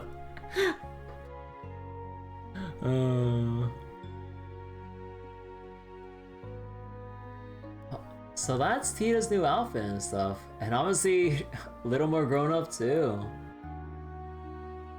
Bro, again, like, it's always so like. It's always so surprising just seeing like, or what was it, just seeing how people grow up.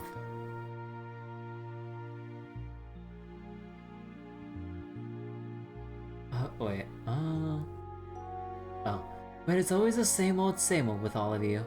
I'm surprised there's anything left of Agate Agate left with how often you tell me with how often you tell me she has something, she has them nearly facing death. You two are in a rut, I know something that could spice things up. Maybe try adding a little romance to the mix, like a couple of bright-eyed lovebirds we know.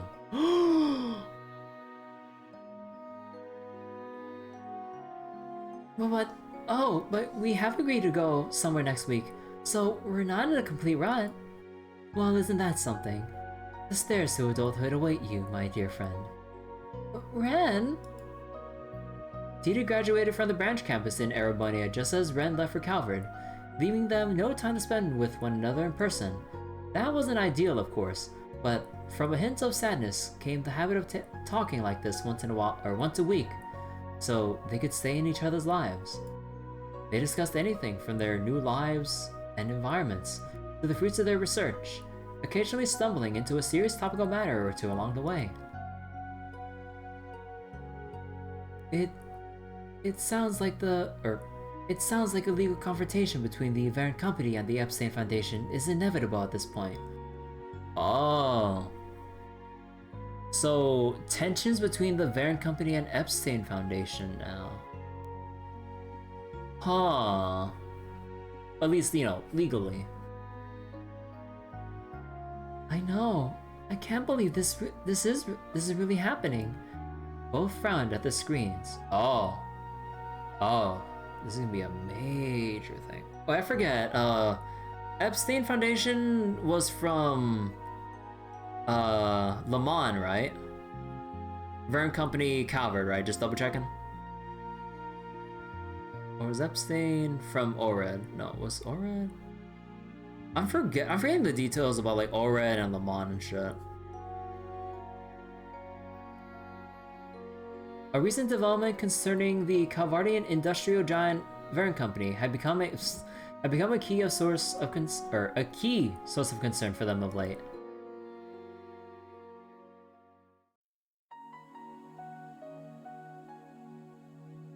Ah, Verne, Calvard, Epstein, Le Mans. Okay, thank you. Ah. So now that Reinford has been knocked down a couple of notches because of, the Great Twilight and everything, and having to restructure and rebuild and maybe scale back certain militaristic aspects. Well, not entirely, of course, but at least more than what they've been doing, building up with the Great Twilight. Now a new business power, or hell, a business superpower is creeping up now. Because before, we've always heard about how the Reinford Company has always been building up and up and up with, all of its militaristic inventions and everything. Then, the Great Twilight kind of, influencing its more aggressive developments. But now the Verne Company is making its move now. Bro, I love what I'm seeing here. We have all the, the major plot stuff, whether it's, the more supernatural sci-fi or whatever aspects of, stuff with the Reverie Corridor, the Great Twilight, and Ouroboros, and whatever else from, the small local stuff. And then we have the political intrigue, kind of influencing things and moving things along too. And then now we even have something as big as the Verne Company trying to become a major player in the overarching story. Oh my god, there's so many moving gears in the trail stories. I always get newfound I always feel newfound fascinations and stuff about what more can they get me hooked on, or what they can get me hooked on in whether it's the current game or the games to come with this.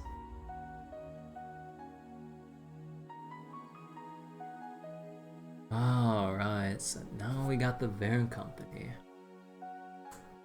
It soon began after Crossbow returned to normalcy.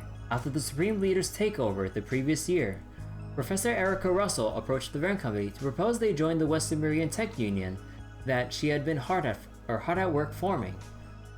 Oh right, yeah, during that daydream she mentioned she wanted the Tech Union thing.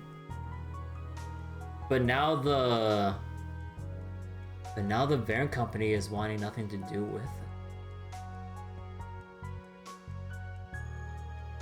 I mean, especially with how President, what's his face? President, fuck, what was his name again? Goldsmith? No, not Goldsmith. Fuck, what was his name again? Again, I need to get more used to acknowledging the new president compared to Rocksmith. Fuck, what was the name again?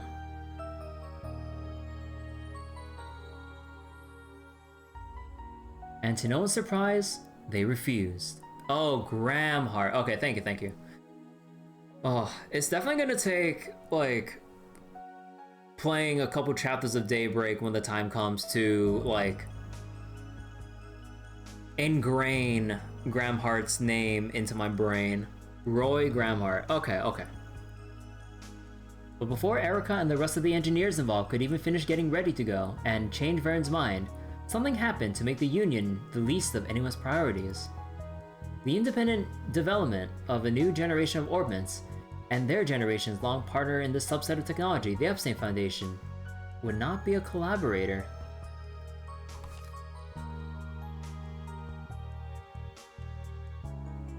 The independent development of a new generation of orbments and their generation's long partner. So they're making their own thing without the Epstein Foundation's help compared to previous ones. That would have to be the Ramda, right? Or is the Ramda like made in partnership with the Epstein Foundation? Or are they building up a new generation of Ramdas but without the Epstein Foundation? It's Ramda still? Okay. The latter have been key supporters of Zemuria's orbital development and orbital technology in general since their very inception. Battle orbments were no exception to this. The Foundation had known their way around them since the very first model, drafting the incredible concept that had been used as a base ever since. Even the rival company before the Battle of Jormungand had not thought to develop their Arcus models on their own, instead favoring to develop them in partnership with the storied Institute. The announcement was, quite simply, unprecedented, and it sent shockwaves throughout the industry. The Epstein Foundation was also less than pleased about it being cast aside in this manner. While there were certainly legal concerns regarding who owned the patent to this technology, the greater concern was that their stable position in the industry as a whole was now becoming unstable. They initially responded by attempting to resolve this through peaceful means, but when those attempts proved fruitless, it was reported that they were preparing for what could be an ugly international legal dispute.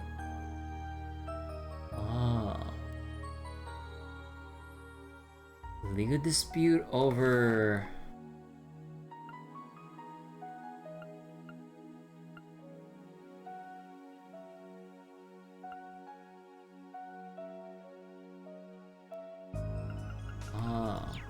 hecking patent battles, dude. I'd say Verne has the upper hand if this ever makes it to court. Unlike their previous Ramda orbments, the 6th generation is designed to set a whole new standard. Oh, yeah, so it is like a new generation of Ramda, but without the Epstein Foundation. All of its main features were packed with new tech, with some new features still being kept on the wraps. I wonder what those are. What could they be trying to develop that's important enough to ruin their relationship with the Foundation? Though, I've heard about the government telling the Verne Company to focus more on weapons development. I have too. It sounds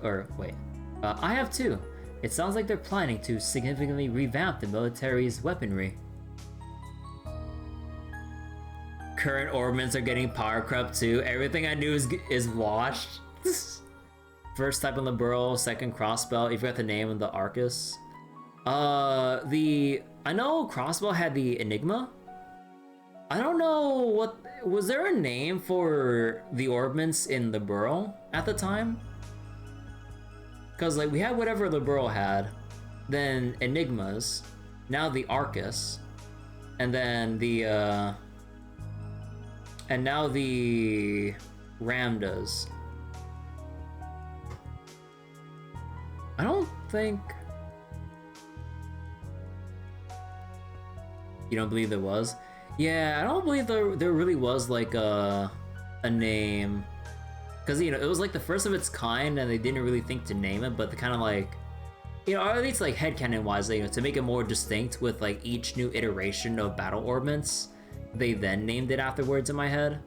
They usually just call it battle orbments or something similar. Yeah, they just kind of, like, call it, like, a general term, because, you know, headcanon-wise, I would chalk it up to, like, you know, it being a brand new thing. There's no defining name to it. So they just say, you know, like, compared to other orbments, this is, like, battle orbments, you know? So, I'll just chalk it up to that, headcanon-wise.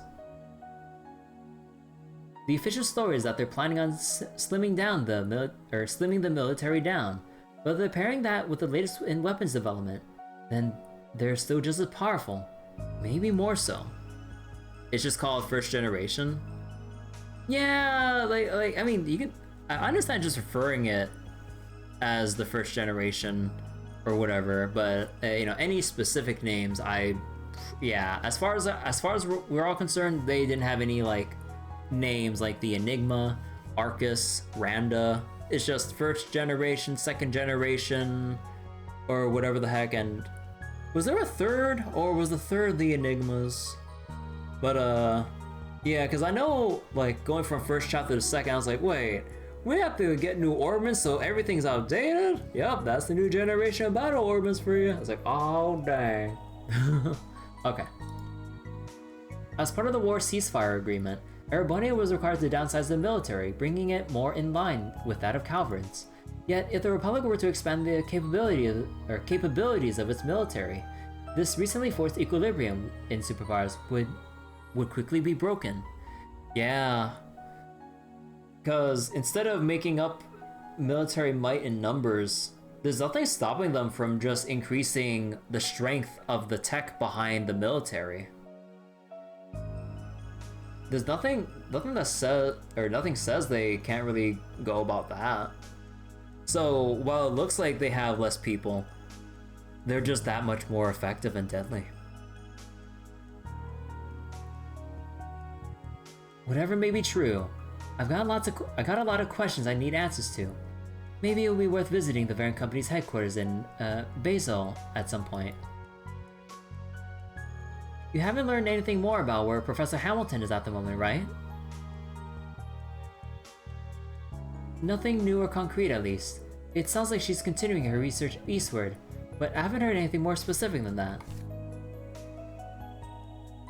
Professor Hamilton? Oh, that's like the professor behind the Varen Company research, right? Because like with was it Epstein's three disciples? You have Russell, Schmidt, and Hamilton, right? Yeah.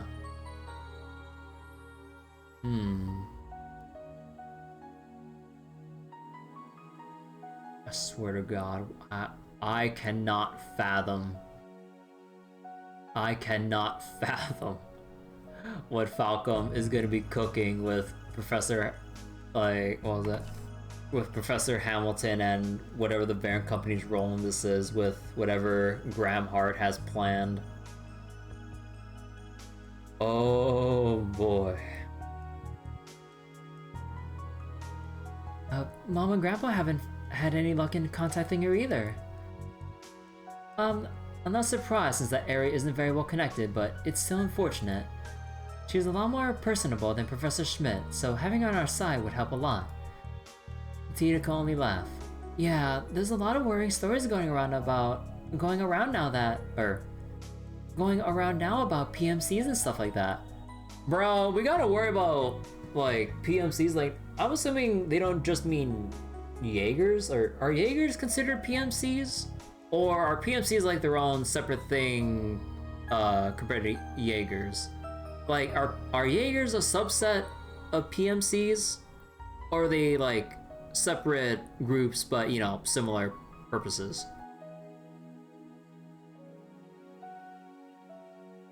It makes me wonder if none of this would even be happening if she was still acting as an advisor for the Varen Company. Oh, wait. Okay, so you haven't heard anything about Professor Hamilton? Okay, so she's not anywhere at the moment, or not found at the moment. If she was still acting as an advisor. So she's just wherever the heck right now. So the Varen Company being headed by whoever it is, and probably Gramhart as well, influencing its decisions. Probably.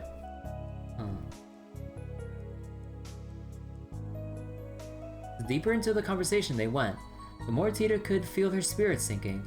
The political climate in Western Zemuria was unstable, unusually stable at the moment, with its nations basking in prosperity. But she cannot shake out the feeling that this peace was built over rotting wood, that it could all come crashing down, but with but the slightest provocation. This was becoming especially true in the tech world, as it had undergone rapid growth in recent years compared to other fields. So rapid, in fact, that no base could possibly sustain its sudden weight without cracks beginning to form. The tech growing too fast for people in society to really properly handle. Leading those ahead of the game to exploit it.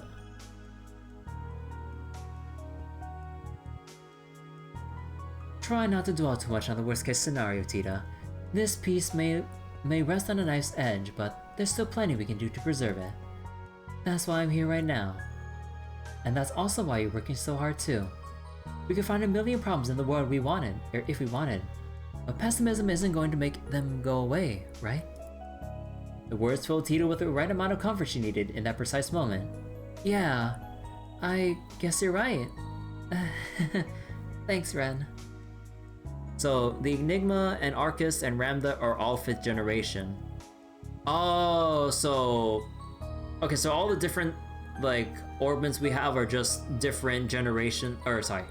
They're all the same generation, but just different variation or iterations just based on which company makes them in whatever country. Okay.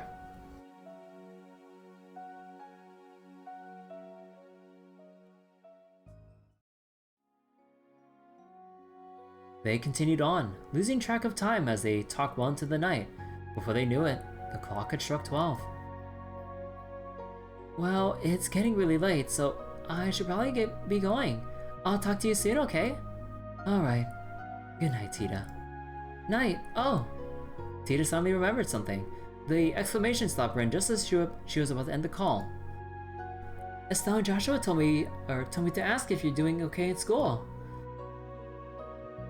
Those two always worry too much. You'd think I wasn't talking to them too.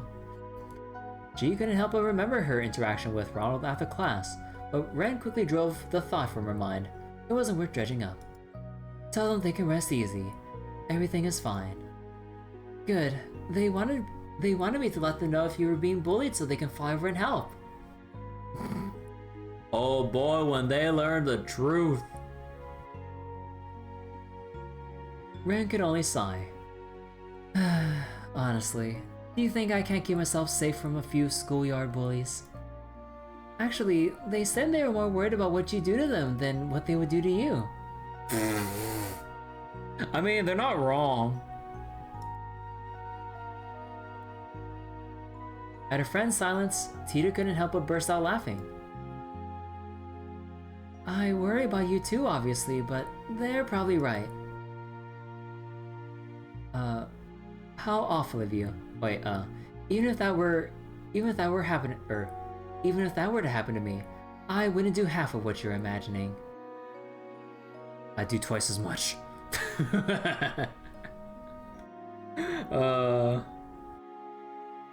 Not anymore, anyway.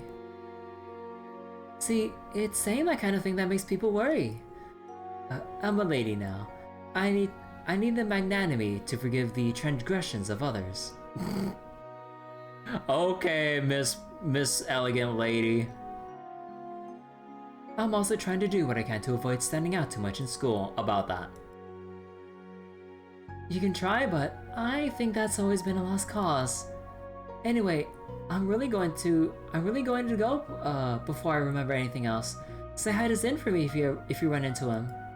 I'm planning to go and see him when everything calms down here, so will do. I've been meaning to go and see someone else I've been indebted to in the past too. Wait. Planning to go see him when everything calms down here, so will do. Been meaning to go and see someone else I've been indebted to in the past too. Huh. Out of all the people in the east that Ren would know, or people would know that would be in Calvard. No, I don't see Ren connecting with her just yet. Or people indebted to. Oh, fuck if I know yet. By the time the two of them had finished talking and ended the call, one day had given way to the next. The morning dawned yet another day of school. However, just as she left her classroom in the main building at the start of lunch and went to descend the staircase, she felt someone suddenly draw near from behind her. Reflexively, she dodged out of the way. A female student then entered her field of vision. She had lost her balance, her expression a mix of fear and surprise. She passed through the spot Ren had been moments before, but her momentum showed no sign of fading. If someone didn't stop her, she was going to start tumbling down the stairs. Ren was quick to grab her and pull her close. She supported the girl's weight with one arm, with all the grace of someone taking part in a ballroom dance, saving her from falling. Several students having to witness the event unfold and cannot help but elicit gasps with admiration. Noticing that the girl's eyes were so unfocused, Ren gently addressed her. Are you alright?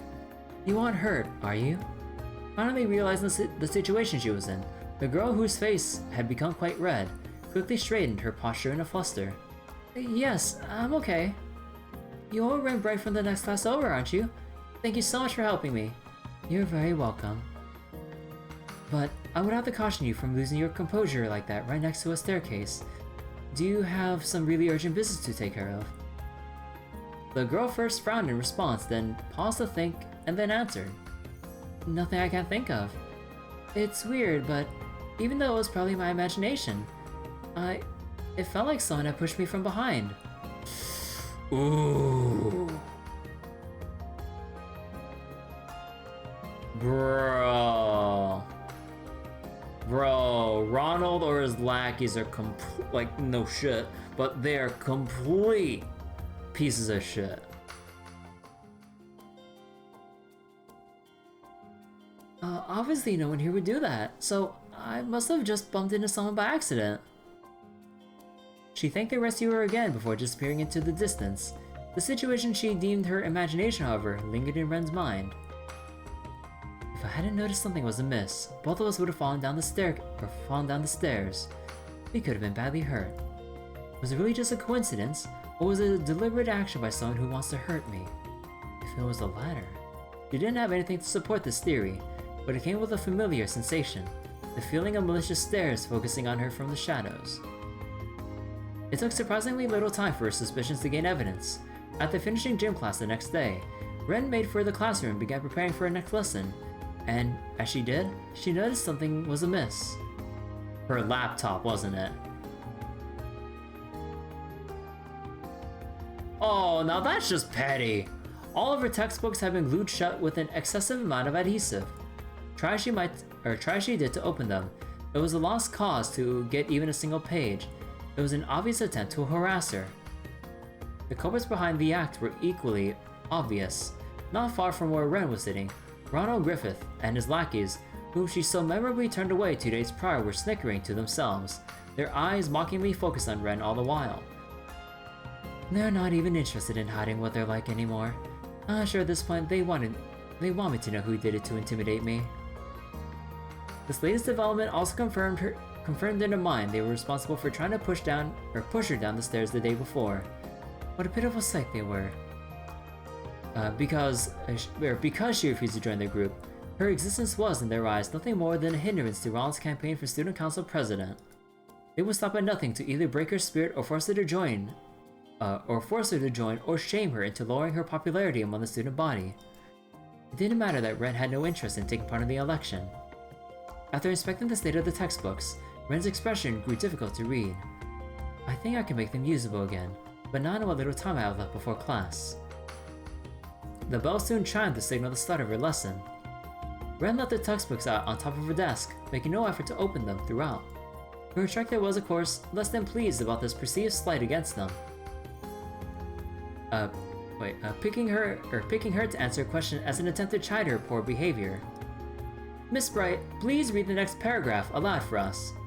Ronald and his friends let out a series of pleased giggles at this, their minds delighting at the thought of a flustered Ren being told off and humiliated in front of the entire class. Let me guess. She committed that part of the textbook to memory. But what transpired in reality played out very differently from their fantasies. Without missing a beat, Ren did exactly as she was told, reciting the selected paragraphs she had been asked to read word for word, all while her textbook remained closed. Did you memorize the entire book? Oh, sorry, that was the instructor. Even the instructor could not hide their surprise. But of course, as a student of Aramis Academy, I would never dare to compromise in preparing for my lessons. Just that part? They don't know. Ren responded with such grace that she, of course, drew in more sighs and coos of admiration from both her instructor and peers alike. Giga Chad. Bro. You do not mess with the girls and women of Trails. At all.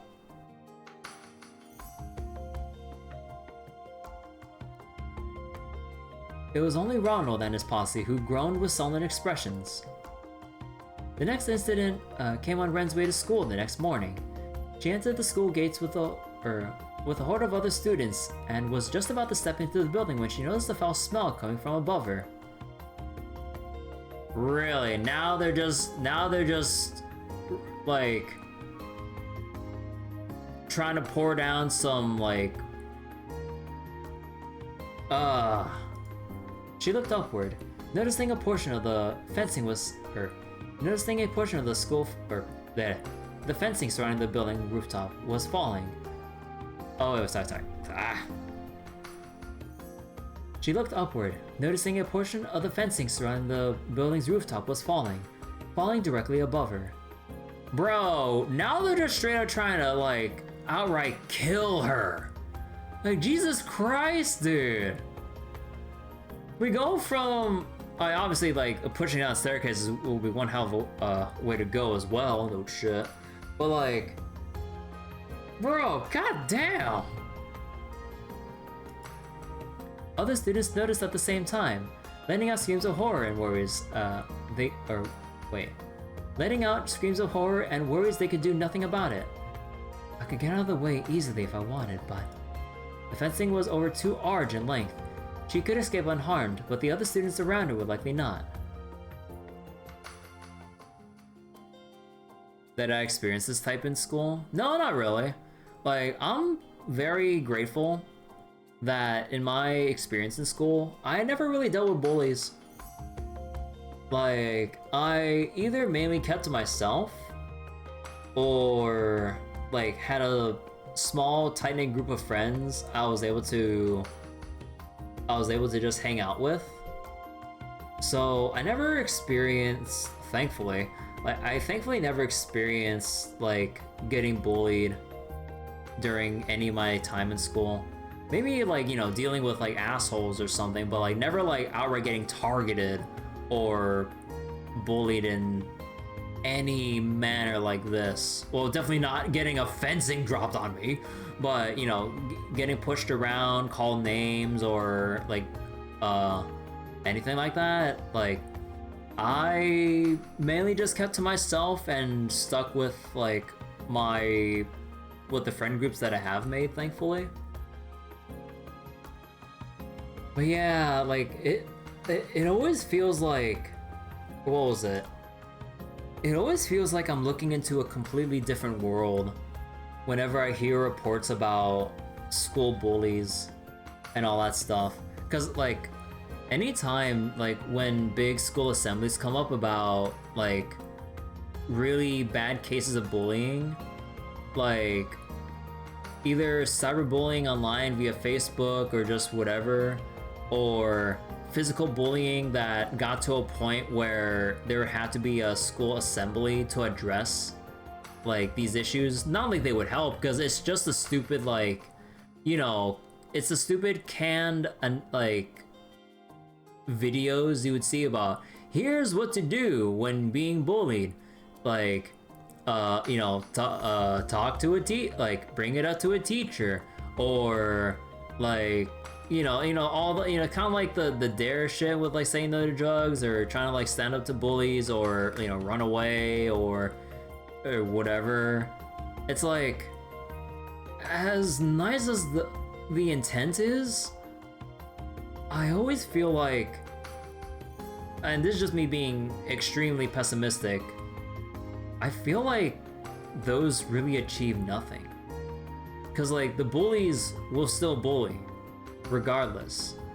And if you try to either bite back, what verbally, God forbid physically, because you know how schools are with zero tolerance bullshit nowadays. So even if you're the one in self-defense, you get in trouble, which is absolutely stupid. Like, they don't even want to, like, school staff don't even want to spend the time to try to, like, sort out the finer details to find who's at fault and who needs help. But instead, fuck it. Like, okay, suspend both. Okay, we're done here. It's like, come on, dude. Like, I've heard, like, again, I've only heard about, like, zero tolerance bullshit stories and everything, whether it be from news or, like, hearsay as I walk about, like, my, like, walk about in school, whether, like, or not, I'm not sure about elementary, but whether it be, like, middle school, high school, like, I don't know, man. Like, it just seems so surreal to hear those things, because I've never been through it myself and have rarely seen other people go through it.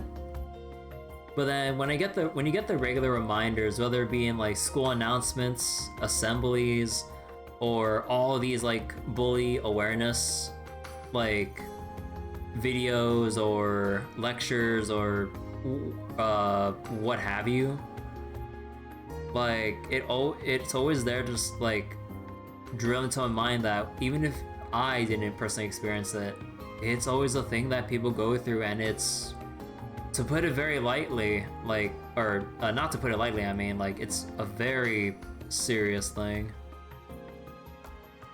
I don't really know what more to say on this matter, but I'm just grateful that, like, my time in school, like elementary, middle, high school, college, it was all pleasant. None of this drama. Like, you know what, like, sometimes we'd hear in like shows or other stuff about high school drama, middle school drama, about, you know, either people spreading rumors, gossiping, or just talking mad shit online without thinking about repercussions or any of that stuff.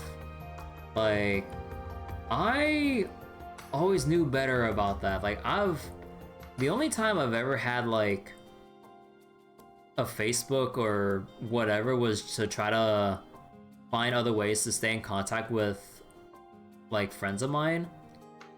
But we found better ways to keep in touch other than freaking Facebook or other social media. So, I mean, some of them still use it, other social media platforms to get in touch with other people that they're connected with, but for the most part, we know better, thankfully.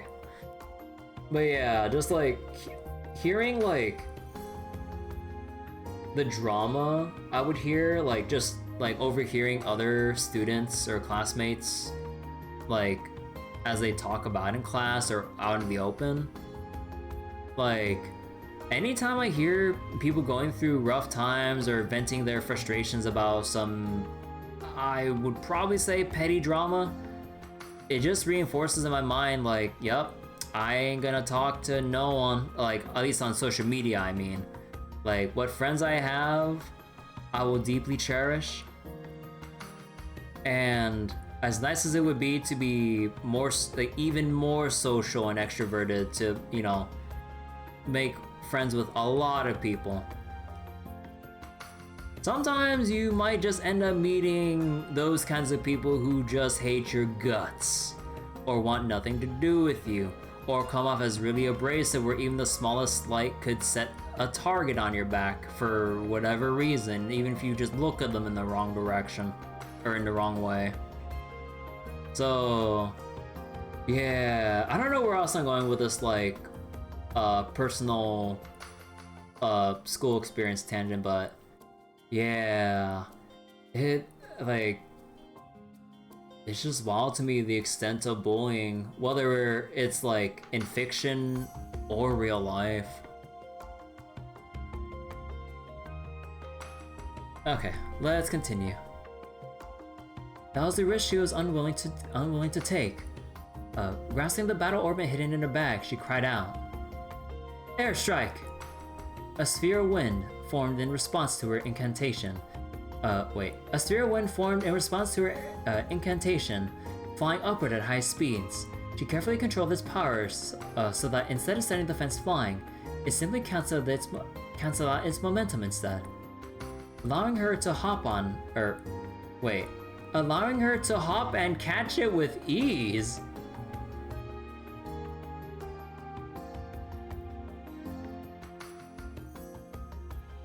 Huh. This was no accident. The smell makes it obvious. The smell of acid melting bars. It was a certain distinct scent of a liquid extracted from a certain plant monster. One of its properties was to imitate the natural corrosion of metal, resulting in its application in certain solvents. This made the fence falling a deliberate action. The perpetrator had been trying to disguise as an accident. With Ren having been the target of several malicious acts already, the culprit was clear. And again, she could feel the presence of those familiar hateful stares pouring into her from the shadows. But again as well, they were not the only ones with eyes on her. Whoa, that was awesome! Did you see that? Is there anything she can't do? Ren's quiet mediation was disrupted by a multitude of cheers and applause from all around her. As if she were a performer just about to leave the stage, she gave an elegant bow in response. Oh my god, playing up the crowd. Battle ornaments in daily life. Like, just to be sure, battle ornaments, like, they're not really that common with the general populace, right? Obviously, because, you know, given the line of work, like, you know, bracers, military, or other stuff like that. Your average person would never really own a battle ornament, huh? You seriously doubt it? Yeah. Oh god, man. Now I can just imagine how wild it'd be if there were to be like a policy in place to restrict like who or when someone can own a battle ornament. Like how people owning a gun. Oh man. I kind of wonder about that. I wonder, although it's not like America where everyone like loves their fucking guns compared to Zemuria or Trails in general. It's not like everyone has a need to have a battle ornament ready. No. But kind of makes me think regardless about like potential laws passed concerning the ownership of battle ornaments. Huh. It really makes me wonder about it. can't just use it like or for whatever, whenever. Yeah, I mean, yeah, that much is obvious, but I kind of wonder if like we'll ever get to that point where like there's an alarming amount of people who just carrying around battle ornaments like it's just like the most common thing in the world. Like the common citizen, not, you know, and hell, I mean, yeah, no, all military people should have it, but yeah, bracers, Jaegers, just anyone in any situation or occupation that would involve fighting. But then, I don't know. I don't think the Trail Series would go in that direction where the general populace would just feel the urge to just get their own battle ornaments and just cause like some crazy hostile atmosphere within the populace of whatever country that's in. Although, man, that'd be a scary ass thing, honestly. This would not be the last time she endured harassment from Ronald's group, but each and every time they thought they bested her, she would handle herself with exemplary skill, their efforts only serving to make her more popular. The state of affairs continued for several more days before a seemingly out of patience Ronald summoned Ren from behind the school building after lessons were over for the day. He stood oppressively before her, his lackeys behind him, with the composure he attempted to feign before now, replaced by plain, vile anger.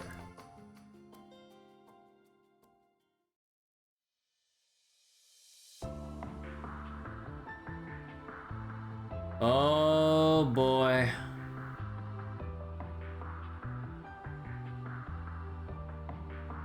Let me give it to you straight, Renbright. You are an eyesore. Even that gentlemanly air he impersonated before was gone. Really? Well, that's not a very polite thing to say to a classmate. Don't try to act cute and innocent. I've put too much damn time and mirror into building my position up at this academy, but who's always at the center of attention instead? It's you. It's always you. It's like you're deliberately trying to sabotage my chances of success, and that's the last thing I can afford right now. The more livid Ronald became, the more unruffled Ren was in turn.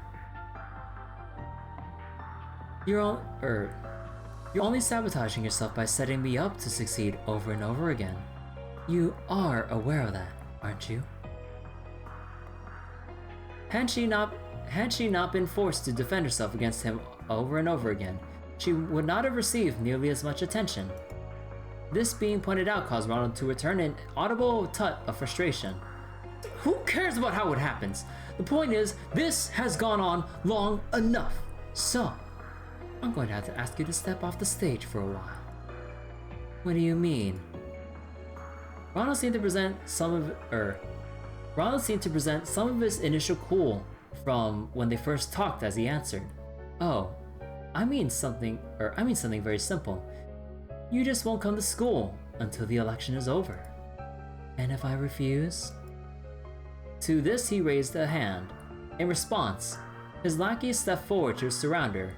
The boys were unusually built for their age, showing off their hulking forms in hopes of intimidating her. Bro, they think they can beat up a girl. Bro. Like, they think they can just get a bunch of muscular dudes to just beat up a seemingly poor but elegant girl. An exchange student. What fucking lowlives, man. Refusing is not an option, I'm afraid. If you aren't going to oblige me willingly, we'll just have to make it so you can't come to school for a while. His lackeys cracked their knuckles dramatically to clarify their leader's intent. Well, that's no good. I think we both know that would constitute a grave violation of the school rules. Something about her inflection caused them to mistake her commentary as showing a hint of fear, further fueling their desire to dominate the situation. No one's watching a place like this, and even if someone did happen to see, my father's a politician. He can make it go away. If they don't willingly choose to ignore what they saw in deference to my position, that is, Everyone at this academy seems to already know the place, you see. Everyone except you. His smile was then so unpleasant that a sigh escaped Ren. Oh, I think you're the one who doesn't know your place. I don't want to be rough with him after what Tita said, but he needs to be taught a good, hard lesson. Ronald continued on, oblivious to what was running through his apparent victim's mind. Now do as I say! His lackeys drew closer, readying to seize her. I'll keep it mild, but I still want this to hurt for them. Just enough to set them on the right track. I don't think Estelle or Joshua would object to that. But just as she was about to act, oh come on, I want to see violence! Stop this at once! Oh, is it the girl that Ren saved? Oh shit. A girl's shout could be heard from the direction of the school building. She was, of course, not shouting at Ren. And who are you? Ronald was visibly irritated. Though the girl appeared to be visibly nervous, she continued to stand her ground. Wait.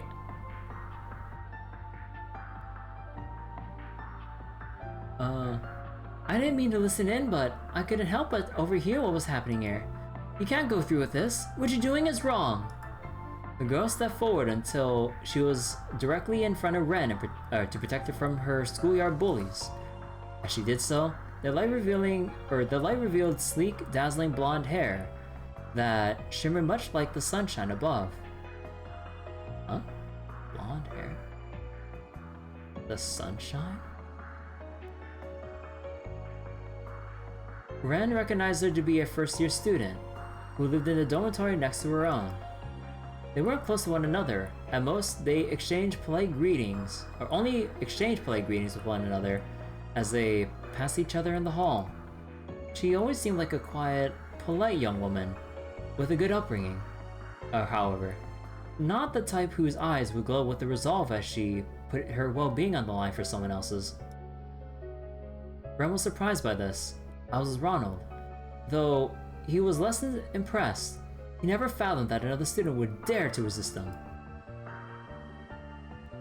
One thing he did sense was that her resistance was little more than a brave front. With excitement at the thought of stripping that front bare, he grew a sadistic smile and addressed her. Is it now? Oh, how fortunate that I have you to show me the error of my ways. Ren can wait. You're first year, I assume. I'm going to need to give you a lesson in just how... Oh, wait. And? Oh, right. I'm going to need to give you a lesson and just how right... Wait, no, not and, it's just on. On just how right and wrong works in our society. Upon a signal, his lackeys shifted to surround their new target over Ren. She began to tremble as danger closed in on her, but still, she did not move. Don't you dare! Oh wait, goddamn, I thought it was... this time it was Ren who spoke up. I'll give you what you want, so don't you dare touch her. What? You sure about that? She wasn't planning on that response, but Ronald was more than happy to have his win in any form. I'll stay away from school for a while. That's what you want, right? But then you...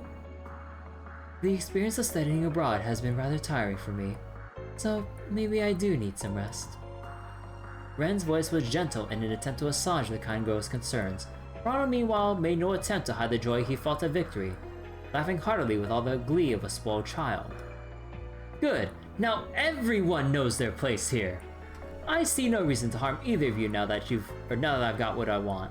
Consider yourselves lucky now that I decided to let you go. Ronald turned away and made to leave, his lackeys following suit. God damn it, I wanted to see the guy's blood spilling. Good day to you then. When we next meet, this school will be all mine. And then he was gone. Dude, power tripping out his fucking mind here. With only the girls left behind the school building, the younger of the two looked up at her senior. Concern welling in her expression. I really am alright. You're very kind to worry. Ren's smile was one of genuine kindness. From then on, Ren did indeed stop coming to school, citing illness as the official reason behind her absence. The students then gathered in the Academy's auditorium several days later for the long-awaited Student Council election. Aramis Academy as a whole placed great importance on the autonomy of its students, and as such, the Student Council exercised an unusual amount of power. Bro! Like, I swear, student council bodies in any, like, anime school setting have, like, the power, like, have greater power than fucking God. It also weighed upon them a massive amount of responsibility, such as being the sole planner for the Academy's festival, a symbol for celebration of spring in the capital. This, however, also led to the position being a major status symbol for, even long after graduation. All this was why a large number of students put their names forward to become the Student Council president every year. Yet this year, a great majority of most promising candidates dropped out under mysterious circumstances, leaving only Ronald and others associated with them on the ballot. I couldn't exactly boast by winning by default. Ronald and his supporters sat in the rest area, chuckling among themselves at the whole affair. Bro, I hope for a fairy tale ending here where everyone wrote in Ren instead, despite her being missing. That would be the cherry on top here. Perhaps his name wasn't the only one on the ballot, but none of the others had done any certifiable campaigning, meaning his election was positively assured. Eventually, the time came for him to give his speech. It was a compelling one. He played the part of a respectable young gentleman as he delivered it, speaking with that same silver tongue he inherited well from his father. There were some moments where he failed to hide his arrogance, but as no one had prepared a speech to give, this was not the blow to his campaign it would otherwise have been. Now, if you would turn your eyes to the screen. Oh, please, come on, I'm waiting for it. Like, come on. The screen he spoke of was at the back of the auditorium. This was a rather notable feature to have in a school building. To have anywhere, and was installed several years prior for use in lectures and to display recreational films. Other nations had yet to indulge in such luxuries. They got moving pictures! Showing just how far ahead Calvard was in its technology.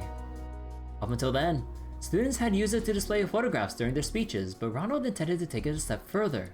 He wanted to share a promotional video, and not a simple makeshift self-produced one that might ordinarily be presented by an amateur, but rather a professional work he had paid a considerable amount of— oh bro!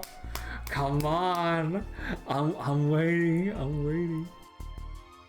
Its quality was genuinely impressive. His victory was written in stone, but this he knew would cement it that much more. Convinced this would serve as the perfect beginning to his ascension to the top of the social hierarchy, he started the video. The musical number it played was rousing, fitting. What followed then was Ronald appearing on screen. So, how much mirror do you want for supporting me? I can make it worth your while. What?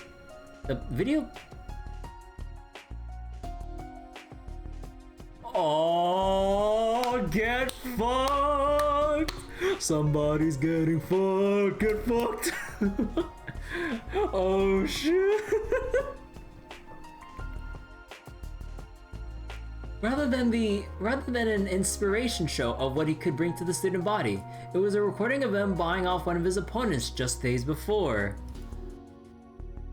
As hushed whispers of confusion spread throughout the auditorium, the next clip played. If you know what's good for you, you'll withdraw your candidacy right now. Or the only thing you'll be president of is a hospital bed. Next was an equally unexpected scene of Ronald intimidating another candidate into withdrawing from the race. As it continued, Ronald realized what was going on. Someone out there had replaced his carefully prepared video with another. The initially hesitant whispers exploded into loud murmurs that he had to raise his voice over them in his attempt to quell the situation. This is all a forgery! Someone is attempting to frame me! But just at that moment, as if waiting for his cries of denial, a girl's voice resounded from the auditorium stage. I'm afraid it's all entirely genuine. Her voice rang out with wonderful clarity, charming all who heard it. She ran her hand through her violet hair and flipped it back as she talked and walked slowly toward the stage. bribing potential threats, blackmailing, threatening, even executing violence against others, and many other cases of bullying besides. You are guilty on every single count, Ronald Griffith. Before anyone could fully understand what was going on, the student was on the stage staring Ronald down. All eyes were fixed upon this elegant figure. Indeed, without any effort at all, she had the air of the protagonist from some epic tale making her long-awaited appearance. Damn it, Renbright! Must you insist on getting in my way at every turn? He growled through a sheet of sheer anger. In contrast, the recently absent Ren responded with brilliant composure. You are the one getting in the way of the fair running of this important election. Your countless crimes have made a mockery of the whole process. Ren then turned from Ronald to the rest of the student body as she continued to list his crimes alongside the still running video. Some elicited frowns, others sympathy, others complete silence, but by the time she was finished, all were united in a single overpowering emotion: anger. It brings me no joy to say this about a fellow student, but I'm afraid it must be said. Ronald Griffith, you do not deserve to even attend this prestigious academy, much less be the president of its student council. Similar censure from the other students followed in rapid succession. Yeah, she's right! Stop ruining our academy! You've gone too far! Ren's accusation wasn't the only reason for their anger. The students of Aramis had long loathed Ronald's oppressive behavior. They only hadn't spoken out before because they were afraid of his father's power. Now that they realized he could be stopped, their anger had reached an explosive boiling point. Ronald suddenly found himself at the center of a torrent of abuse. He looked to his lackeys for support, but even they refused to meet his gaze. Yeah, some friends, huh, Ronald? It then dawned on him just how fragile all he thought he built was. Rage gave way to an instant deep despair, and casting a glare of pure hatred toward Ren, Ronald hurriedly sprinted out of the auditorium. Only when he was completely out of sight did the air erupt with cheers of joy. In the end, addressing the aftermath of the election took long enough that by the time she left for the gates, it was already evening. Yet with how late it was, instead of walking her usual route home, she stepped off to enter an entirely unoccupied park. How does this work? No one is going to interrupt us, so... wait. How does this work? No one is going to interrupt us here, so how about you come on now? In response to her words, Ronald emerged before her for the first time since he ran away earlier in the day, with 10 or so companions in tow. Oh, he's actually going for the kill! He's actually gonna go for the kill. These men weren't his usual lackeys, but instead vicious figures with dark expressions and gaudy clothing. They were clearly not students of the academy. More than likely, they belonged to some local gang. You don't keep very good company outside of school now, do you? With how they're dressed up, I assume you must be off to a party or something. I'm going to wipe that smug smirk right off your face, or right off that face for good, Red Bright. My dazzling future in politics was guaranteed. Now you've gone and ruined everything. What am I supposed to say to my father now? Well, that's your problem, not mine. Or are you so small a man that you can't own up to the consequences of your own mistakes? Not a second passed between his outburst and the manner in which she snapped back, causing his temper to grow twice as vile. That's it! I don't care what it takes! You're going to pay for thinking you could cross me and get away with it! Have at her! There won't be any consequences for going too far. My father will see to that. The men sprang into motion upon Ronald's signal. Both followed made them doubt their eyes. Yeah! Let's go! Ronald could not understand what had just unfolded before him. His eyes relayed the information well enough, but his mind rejected it completely. The second he ordered his new lackeys to attack, Ren procured a monstrously sized black and gold scythe from thin air. This in itself was beyond comprehension, but it wasn't the last thing to be so. The scene was like a cat toying with a powerless cornered mouse, except in this shocking case, Ren was a cat, and his men were the mice. They surrounded her at first, and yet it all took a single swing of her conjured weapon to cause most of them to collapse to the ground. In less than 10 seconds, their confidence had crumbled with their bodies. The mice made to scurry as fast as they could, but the cat gleefully gave chase. There were even moments where she let a few think they had gotten away, only for her to immediately close the gap between them. Damn. It was only after she was bored that she would knock them unconscious like the rest. What? Not even a nah. Like, as much as we would like to see death, like, obviously Ren's grown past that. But how about mental trauma to last several years? Like heavy sacks of potatoes, the men fell one by one. One by one. Until only Ren and Ronald were left. This can't be happening! The young man was still struggling to come to terms with what he had just witnessed as Ren stretched her limbs like a bored child still gearing up to play. Amateurs. Every last one of them. I thought I could at least have some fun. I thought I could at least have a little fun. Oh, but don't you worry. I didn't actually slaughter them. She turned her gaze from the spectacle of her own creation to Ronald. Damn. Would you be open to giving me a little more entertainment perhaps, Ronald? Ronald twitched in fear at the mention of this name, at the mention of his name. In this moment, she was now nothing more than a beast in human skin. Stay away from me! Well, my father's in Parliament, you know. Try anything on me and you'll regret it. Her response was an expression of pure pity before tossing what appeared to be a magazine at his feet. It's one of today's tabloids. You might find its contents relevant. What? At first he was baffled by this shift, but the second he peeked at the cover, his face went pale. Representative Griffith suspended of bribery and connections to organized crime. Damn! Brought his dad's crimes to light at the same time. You don't fuck with Ren. Kitty is back. Let's fucking go, dude.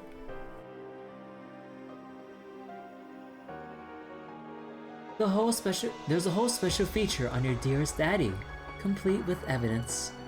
It mentions that the CID is going to be conducting an investigation as well. So this may be the last day you can say he's in Parliament. My condolences. No. So visceral was the shock at the news that the simple word was all he could muster. Even then, Ren wasn't finished. Damn. So now that he's been removed from the equation, I'll ask again. Would you be open to giving me a little more entertainment? She edged closer and closer, scythe in hand, and a sadistic smile lacing her lips. Ronald tried to retreat in fear before tripping over a rock and falling hopelessly on his backside. All he could do was watch her, as though she were the Grim Reaper, tears and snot streaming down his face. Be a doll and play with me. Then you'll understand why they used to call me the Angel of Slaughter. She raised her scythe above her head and ready to swing it downward before realizing what she said. Oops, a grown woman wouldn't play with dolls though, would she? And here I thought I could better control my childish glee. She covered her mouth with her free hand, blushing with feminine modesty at her slip-up. Bro, she is going for maximum psychological damage. None of this was behavior befitting the proper lady she wanted to reflect. After composing herself, she turned her attention back to her prey, only to see he was already unconscious. Finished? As she left the park, a calm young man called out to her. I certainly am. Huh? Ren met eyes with brown-skinned young man leaning covertly against one of the trees. Huh? It was safe to assume he had witnessed the entire affair unfold. Ah, who is this?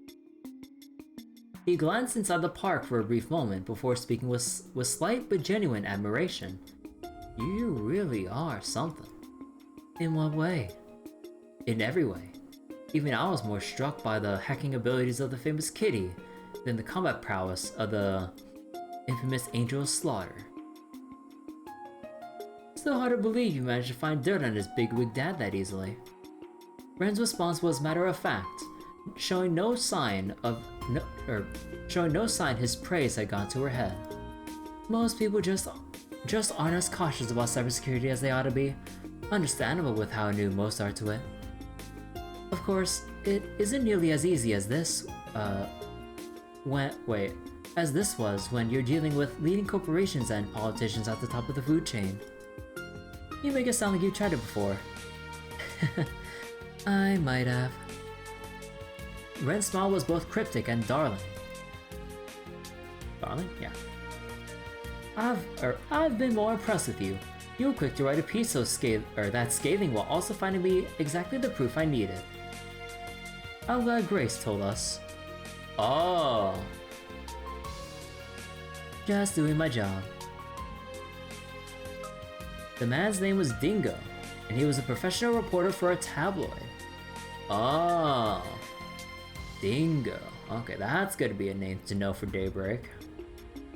He was extremely capable at his job, very well connected, and held a reputation for never shying away from danger. After being introduced to one another by Grace Lynn, he and Ren made a deal with one another just a few days prior. The terms were simple. Dingo would provide Ren with proof of Ronald's misdemeanors, and Ren would use her hacking abilities to provide evidence of his father's crimes. Both were now reaping the rewards of the other's success. Though I'll admit that I did get some help from a friend. He was not too pleased about being asked to look into a scummy politician's equally scummy son, but he pulled through. Oh, you just have all kinds of connections, don't you? She did sense someone other than Dingo was acting on her behalf while she was at school, but she wasn't sure who that someone was. This curious sensation regarding her identity remained as she continued the conversation. You know, I'm surprised you didn't meet with any resistance in running that story. That just goes to show how big a fan the government was of Griffith.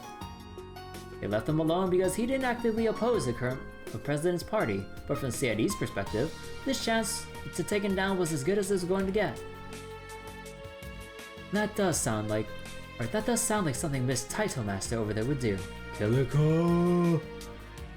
Over there would do. I can't say I like the feeling of being used by her, but oh well. So Kilika in action now. Dingo then made a curious observation. I often wonder why you went to such lengths to get rid of a small fry like him. Did it really bother you that much? Ren glanced briefly at Ronald, still collapsed on the ground of the park, before shrugging her shoulders dismissively. Not in the least. I didn't intend for this to go as far as it did either. I only wanted to teach him enough of a lesson, so he'd leave me alone, but... It was then that the younger student who tried to save her came to mind. I think the students deserve a much better student council president than him. She then let out a titter that was most refined. As Ren expected, the allegations led Ronald's father to resign from Parliament, while he resigned from Aramis Academy. The group of students who exerted power over the student body with his backing vanished overnight as a result, bidding peace to return to the grounds for the first time in too long. Only one thing, however, came about from this that Ren had not expected in the least. Yeah, there we go. Here are all the documents relating to the next month's budget. The student council's new president accepted the documents from the blonde-haired first year in charge of general affairs, perusing them straight away. After Ronald dashed from the auditorium on the day of the election, most of those in his group who put down their name dropped out in a timely fashion. So much for not drawing attention. Maybe you draw so much attention that no one pays attention to anything else you're doing. Yeah, it's the student council president. Oh yeah, the student council president, the student council president, the madam president, student council president. And it's like, wait, it's like, Ren's like, it's like, what do you mean that about Ren? No, she's just the student council president. What do you mean, dude? I was like, come on. Who do you think she is? A monster? No. Bro, it's the master plan that she never intended to have come into action. Voting still took place even then, but once all was said and done, nearly 70% of the votes were cast, or 70% of the votes cast were disqualified. Damn. This is because they were all in favor of someone who never... Wait. This is because they were all in favor of someone who never put her name on the ballot. Ren Bright. Aramis Academy was known for how little its staff into it with the many liberties it gave its students, but this time, the staff was clearly concerned that dissatisfaction with Ronald was going to present dire problems in the future. Bro. Fucking corrupt ass school staff. Because they don't have the political social backing from Ronald and his father, like they try to discount all the votes for Ren. And even then they still couldn't do it, so they're forced to have her in. Bro. Fuck those spineless bastards. Although granted, like, whatever ire they'll actually draw from, like, the government or whoever they pissed off, or that Ren pissed off, I mean, I kinda understand that they'd be concerned, but at the same time, fuck those guys. The teachers then chose to directly negotiate with Ren, and in the face of such firm demand, she reluctantly accepted the position of student council president. Oh, so like Ren wasn't intending on running, obviously, but there's so many people who overwhelmingly voted for her that the school staff just couldn't find anyone else to put into position as student council president, because the majority of the student body would just riot if it wasn't Ren, because literally, like, basically, like, the entirety of this student body would just cause a huge ruckus until Ren was put into place, and the school staff wanted to save face. How pathetic of the school staff. None of her duties posed a challenge to her, but by accepting it, she had completely and utterly failed her initial goal of avoiding attention. I wonder if this is how the Thor's Branch campus's first student council president felt when he was elected. Even I couldn't believe when Tita told me. Alright, it is what it is, I suppose. Oh, I just had to make use of this as best as I can.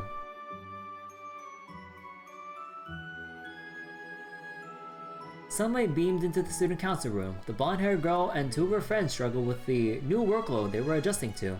As Ren sat there, ears open to random talk and the occasional grumble, a thought crossed her mind. She had no end of real-world worries, the problems arising from the rapid technological development, the society's next move, and the ominous winds of change blustering over Calvard. But despite all those, she wanted to enjoy her simple time here while she could. What say we get this work done so we can celebrate with a tea party, huh? The arrival of spring was now a distant memory, even if summer had yet to come. There was nothing particularly spectacular about this time. It was just another ordinary, beautifully bright afternoon.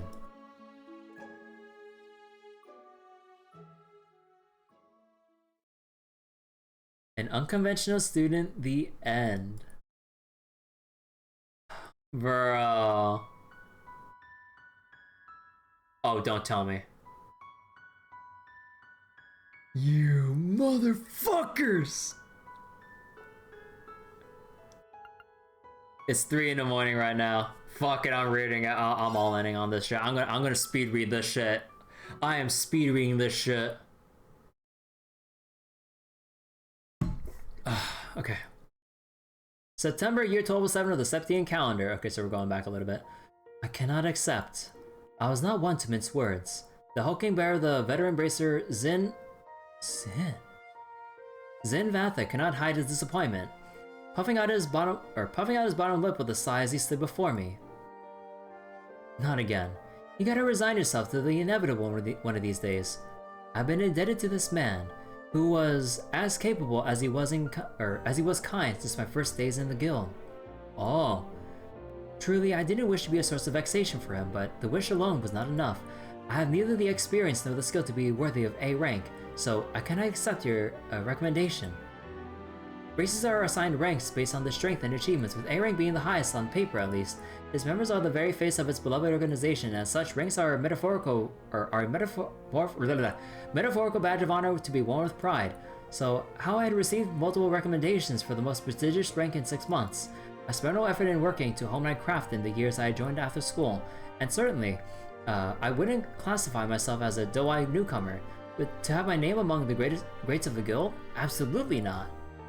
But after turning down my first recommendation, a second one had come in from the guild's headquarters in Le Mans. If you ask me, you got both in spades. There's something else making you lead toward a no? Zin's awkward smile told me he had been pressured by headquarters to persuade me. I folded my arms. Setting aside whether you're overestimating me or not, which I believe you are, there is. I would very much like not to stand out any more than I already do. I'm getting offers to be a model, to star in films. It's been frankly exhausting forcing them to give up. Now what do you think would happen if I were to accept the promotion? I'll be neck deep in the same mess all over again. Okay, that makes sense, but sorry. You're a 1-2 punch in the beauty and bronze department, trying to lay low as lost cause. Well, the kind of fans you're getting, maybe you should consider the silver screen after all, who knows? You might walk away with an award from the film festival. Zin's laugh was hearty in contrast to my unamused frown. Much as I respected him, all he could do was much as I respected him, he could do with showing a little more decorum. That's not funny. I understand being in the public eye to some extent is inevitable, and I've accepted it, but I'm a bracer, not an entertainer. I wasn't trying to be funny, though. You gotta find a way to let off some steam, or you're gonna break when we need you to put together the most. Or wait, when we need you to put together the most. Happens to the workaholics like you more often than you think. I didn't think I was pushing myself as much as he implied, but I also couldn't deny there was a nugget of truth to what he said. We were getting off topic. Just why is headquarters so desperate for me to become an A-rank bracer? I can't see the logic behind it. Well, you see, just along with what you know, the reparations from Erebonia beefed up our economy this year, so all kinds of new investments are pouring in from across the continent. Now, I'm no economist, but people go where the money's at, and where people go, conflict follows, so that's how it is. I saw where he was going from there, electing to expand upon the rest myself. So now we have disputes between mega corporations and a stark increase in Jaeger activity. These are in addition to the known growth of private military companies and increased tensions between mafias. Okay, so now we got Jaegers, PMCs, and now Mafia. Okay. You got it. You think it's bad now? It's only gonna get worse from here. That's why Lamont wants to up security here while promoting our rising star. You. They see it as good PR for the guild, and a deterrent to any potential threats they're thinking about stepping out of line. Perhaps I was more vaguely aware of their goal in using me than I wanted to admit. This didn't make hearing the answer any more satisfying. If they have you asking me to play my part, then surely they have asked you to play your part already. You've been recommended for S rank, haven't you? Zin? Oh shit. S rank Zin. We know he was A rank already before, right? But damn, what work has he been putting in, like, since the Sky Games? Man, I can't wait to hear about it. Hopefully, please. If you know of a better deterrent than having an S rank in Calvard, then I'd like to hear it. Zin scratched the back of his head awkwardly upon my statement. I just don't think I'm up there with someone like Cassius Bright. S isn't even an official rank, and even if it was, just look at me. Think a guy like me is a picture-perfect advertisement for the guild? I think you have the skills, achievements, and build to be one, yes. A curt, quick response. Alright, point made. I can't force you to take the recommendation, and I'm not about to be a hypocrite, just let me know if you change your mind, okay? With that, the conversation came to an end, and the guild's bracers gathered to begin our routine meeting of delegating open requests. This is how I preferred things. It was better to stay like this. There was a point when I wanted to be something more. I can no longer remember when that was. Sometime during my childhood it happened, I'm sure. I just recall realizing how small the world truly was, so I prayed long to become someone I was not. It was around high school when I thought I became that someone. Those years were unforgettable. I'll never forget the unexpected reunion that was there, nor the priceless treasure I had gained. I truly thought I had gotten closer to what I wanted to be. But in the end, it was just wishful thinking. My hand once held was now empty, and I was still nobody. But I refused to stand still. I grew unrelenting in following the new path I chose for myself, ignoring my family's objections. My motivations had changed, however. I no longer possessed that girlhood desire of becoming something more, but becoming someone. I just needed to keep moving, however aimless that movement was.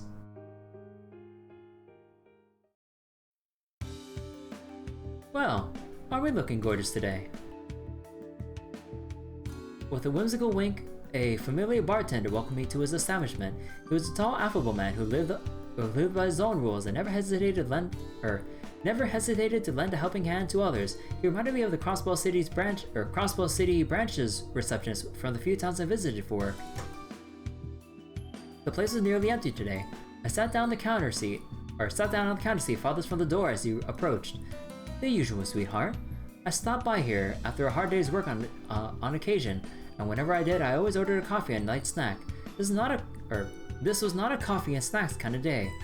I want something with alcohol. Even beer would do. Not at all fazed by the vagueness of my order, he walked away and started preparing my drink. It wasn't long before he returned and placed an elegant glass before me. I think this is a little more you than a beer. It was a beautiful cocktail composed of two colors, a clear blue like that of a priceless sapphire and a calming jade. No doubt, he could tell how disquieted my heart was and tried to soothe it in his own way. I thanked him inwardly before daring to broach my other reason for coming. Have you learned anything more about what I asked? Apart from being a skilled bartender, he was also a known informant. He was extremely connected to the guild, to the press, even the criminal underworld, but he was very careful to not overstep his bounds with the last one. Indeed, I found him to be a valuable source when needed. I wish I could say yes, but not even Dingo has any promising leads. Still, I think you've got your eyes on the right district. It's only a matter of time before they get smoked out. I see. Since the guild's investigation turned up nothing, I was hoping you would better point me in the right direction, but it seemed this is going to be a lot harder than I hoped for. Things will work out, just pace yourself and keep at it a little bit at a time. That also applies to that cocktail. It's a strong one, so don't drink it all at once. I tilted the glass delicately between my fingers as I stepped away. Continuing to wade through the case I was following, there had been a stark increase in illegal drugs on the market. Not just any drugs either, but ones of the highly addictive dangerous variety. Hayway, who effectively ruled over the criminal underworld in Calvard, ordinarily limited proliferation in the market as part of their rules. Limiting the number of drugs was of course far from the ideal elimination of them, but none could deny that the syndicate's actions had brought some semblance of order to where chaos often reigned supreme. Yet the past few years had seen a worrying number of criminal groups rebelling against these carefully curated rules. Okay, as much as we would like to, as much as we have a bad look on Hayway, I guess they really are one of those necessary evils of the criminal underworld. Without them, all hell would break loose. One of these groups was surely behind the change in the market. All this held a presumed connection to the two missing people. The guild and police have been tasked with searching for two children below the age of 10, a boy and his younger sister. They simply left the house one day and have not been seen since. Evidence suggested they came from a perfectly ordinary family and good terms with one another, so the likelihood of them running away was slim. The honorable bad guys? Yeah, pretty much. We mulled over the suspicion that they had been abducted for ransom early on, but not a single demand was made following their disappearance, so it was quickly ruled out. Despite a healthy amount of manpower that was coming from both sides, neither the guild nor the police had yet to find them. That said, the search so far had not proved entirely fruitless. Their last known location was fortunately established, and that it was unfortunately a popular site for illicit drug trade. The working theory from there became that the siblings witnessed a transaction and were held captive by the criminal parties as a result. Or involved as a result. If that held true, then the longer it took our parties to find them, the greater danger their lives were in. The abductors wouldn't do anything right away. Murder was sure to leave trace evidence behind. It was only a matter of time before they resorted to that, or trafficking abroad to be rid of them. With each passing second, the odds of other children being returned on Harvard were dropping to zero. At the same time, all this was pure speculation on our part, based on a single established location. For all we knew, this had nothing to do with the criminal underworld at all. The potential dangers thrown around made inaction an agonizing task, but there was no evidence to go on. Action was impossible. We could forcibly arrest any suspicious people on sight, and make them talk should we wish it, but that would be a direct violation of the guild's code and founding principles. The Bracer Guild always sought to be an ally to the other people first and foremost, so resorting to criminal acts to obtain evidence was out of the question. If only the strict adherence to our code didn't stop us from being able to resolve so many crimes, thereby putting the people we swore to protect in danger. It was the ultimate impasse. As I found myself pondering on this impossible dilemma the Bracers placed themselves in, a familiar face came to mind. He was a childhood friend with blue-tinged, unkempt hair. Blue-tinged, unkempt hair. Though we had lost contact with one another some years before, he one day returned to the city as suddenly as he had left it, soon after starting up a peculiar profession that skirted the line of legality to a dangerous degree. The kind of profession that could easily involve himself in the affairs of many an unscrupulous individual, or so I believed. Just what did that idiot think he was doing? He walked out of my life without warning and walked back in much the same. I spent so much time searching for him. I knew our reunion would be an awkward one, based on how we parted, but for him to return after all that waiting, after all that searching, and dive into some questionable enterprise so different from my own was almost too much to bear. It gave rise to many concerns as a bracer, and many more concerns as a friend. And the one thing that bothered me most was, why hadn't he come to see me? Didn't he have any idea how worried I was about him? How worried I am about him? Irritation building, I took a large gulp of my cocktail, but the alcohol only fanned the flames of anger burning in my heart. They burned brighter and brighter still, becoming a dazzling white that projected countless transient images of the past. Then just as quickly as it flared, my anger faded in an instant, replacing itself with a very different emotion altogether. Why did you leave me? The words slipped from my mouth without me realizing it. It made me feel downright pitiful once they were said. If someone were to see me in this state. You still haven't moved on, I see. A familiar but unexpected voice called out to me, causing me to jump slightly from surprise. I quickly regained my composure. I have a few choice words I'd like to say. My response feigned calmness as best I could. I couldn't help but think I had more than a few choice words, really, but following up with that would aid my annoyance in a way I'd rather not further. Oh, I imagine you have more than a few. Right, of course you would see right through me. The besticle man then sat down next to me, as though our running into each other was no coincidence. He was another childhood friend of both myself and the one I was lamenting over, and someone who followed a remarkably different career path from either of us. If it's still bothering you that much, why not just go and see him? You already have his address by now, surely. How could I, with so much time that's passed? As I mumbled my response meekly, I thought I could hear the man next to me chuckle. Well then, I suppose there's no need to rush things. With your lines of work, I'm sure your paths will cross naturally enough in due time. I didn't expect that kind of response. You make it sound so romantic. Lest you've forgotten, I don't struggle with expressing what's in my heart the way he does. Now, since we're here, how about a toast? I'll make your next one non-alcoholic. Unless you have forgotten, I can handle my liquor just fine, thank you very much. We then spent the rest of our time reminiscing about the past. It had been too long since we were able to just sit and talk like this. It wasn't that he and I had become estranged, but both of our jobs made it a trying task to even meet at the best of times. By the way, I heard word you turned out being an A-rank bracer again. Of course that wouldn't escape the CID's ears. Blue-haired person from the CID. Blue-haired. CID. I guess probably something we don't know. But the information itself wasn't confidential. But that he already knew something, however if unofficial it was entirely typical of him. The Bracer Guild focused on protecting civilians, while the CID focused solely on the needs of the president in office. The groups were neither enemies nor allies. They simply had different goals where work was concerned. I know it isn't my place to tell you to accept the offer, however, he paused before resuming, his tone becoming markedly more serious. Times we live in demand a new hero, and that much is clear. I had no idea what a realist like him was trying to say by implying I was a hero, but before I could inquire further, he changed to the subject that was likely what brought him to find me in the first place. Now, if you don't mind, I have something that would be of interest to you regarding those missing children. My eyes widened from the unexpected change, he continued. We identified the group that made that district their turf, as well as have compelling evidence of a crime taking place. You may now proceed as you would like, or as you like in cooperation with the police. I couldn't believe it. On a fine silver platter, he had just given me the just cause to act, and since the information came from the CID, there was no reason to doubt its veracity. I felt it. I was on the verge of rekindling my girlhood desires.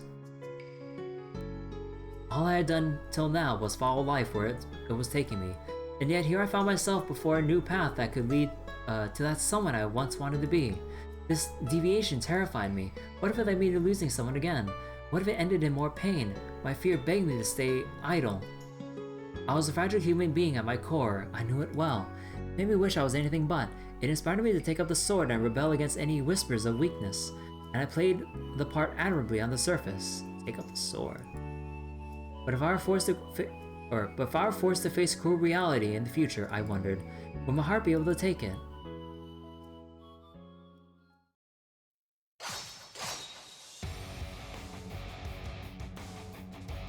Bro. As I sidestepped to the left, I shifted my center of gravity and unleashed a flurry of splashes against my first foe, using that momentum to thrust both myself and my blade toward my second. Two low-ranking mobsters fell to the ground. They were members of the Mafia I've been chasing, and right now I was in the thick of their den of operations. My friend gave the guild and police the excuse we needed to take a more direct stance against our targets. His information was vague, however, so we still had to discern their precise location on our own. I, Zin, and several other braces agreed it would be best to split our forces and attack several locations in unison for this part of our mission. Based on what just transpired, it appeared my location was the lucky winner.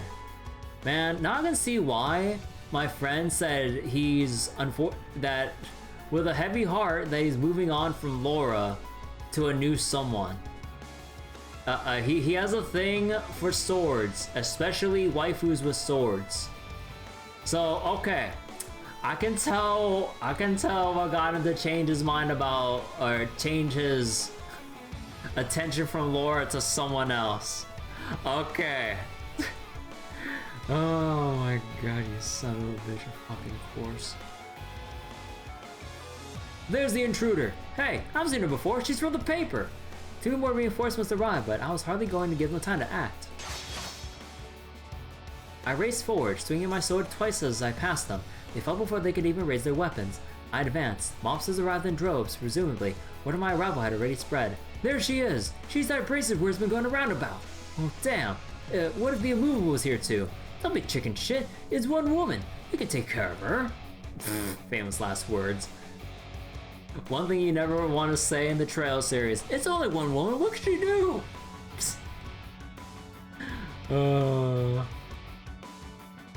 They then charged me in a mass, at least 10 of them, with more reinforcements on their way from farther inside the building.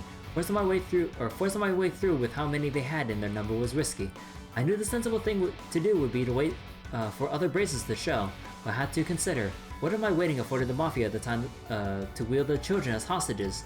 When the 2 options, I concluded that whatever reduced the chances of that happening was worth the cost. I needed to push on and settle this now! Besides, I believed I had nothing to fear from this pitiful group as they were.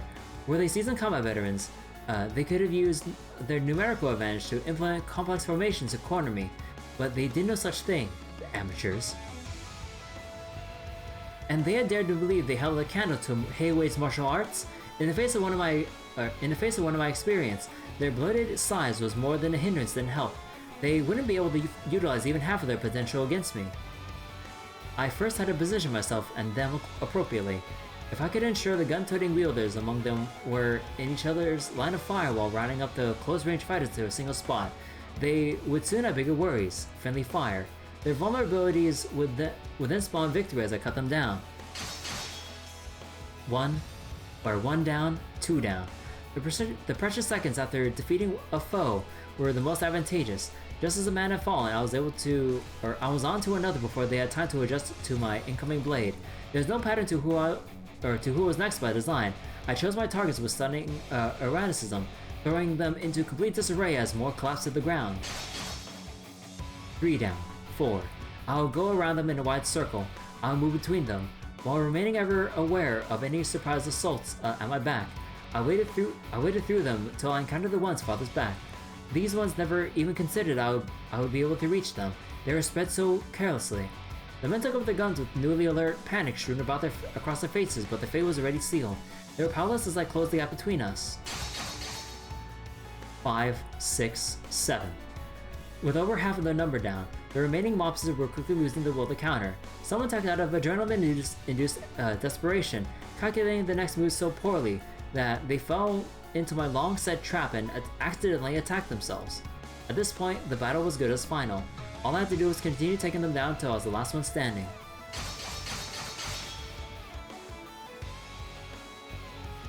There were smaller groups I encountered on my way through the building, but I was able to disable them with little effort. The path they opened up for me eventually led me to the leader. He was a middle-aged fellow, pacing restlessly around an unpleasantly gaudy room until I entered. He twitched in fear upon the very sight of me.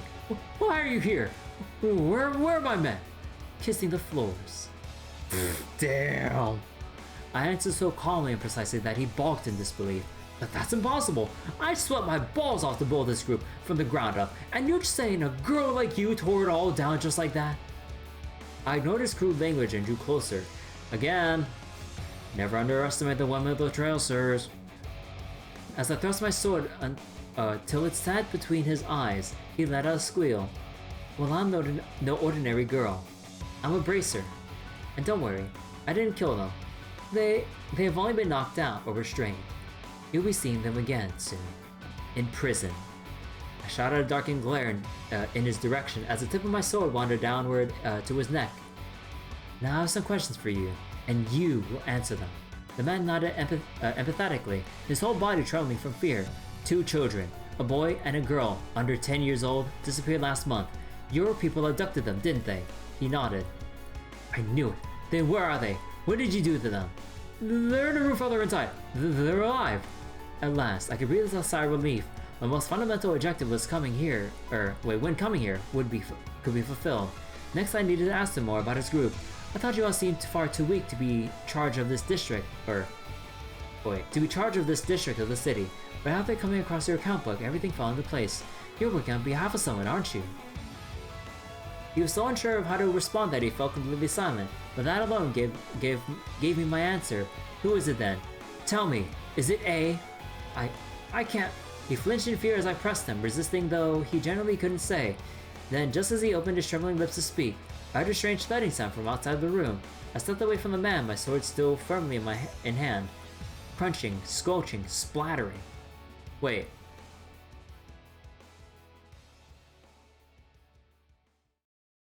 Squelching? Oh no. More sounds. These more audible than the first. I didn't know what to make of them, but they made me feel an instinctive revulsion as they dragged on. They may have come accompanied by faint groans, but if they did, they faded just as soon as the sounds themselves. I remained on guard as I stepped out into the hallway, ready to be attacked from any angle at any moment, and the sight that greeted me defied all imagination. Oh shit. We're going into horror mode now.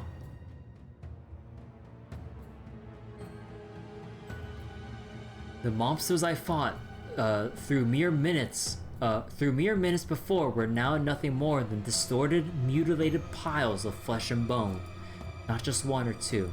Every single one of them, without exception, had been reduced to bloody mounds. Some were without heads. Others had their organs ripped from their abdomens. Then there were those with their skulls caved in and leaking pulverized brain matter. Ugh!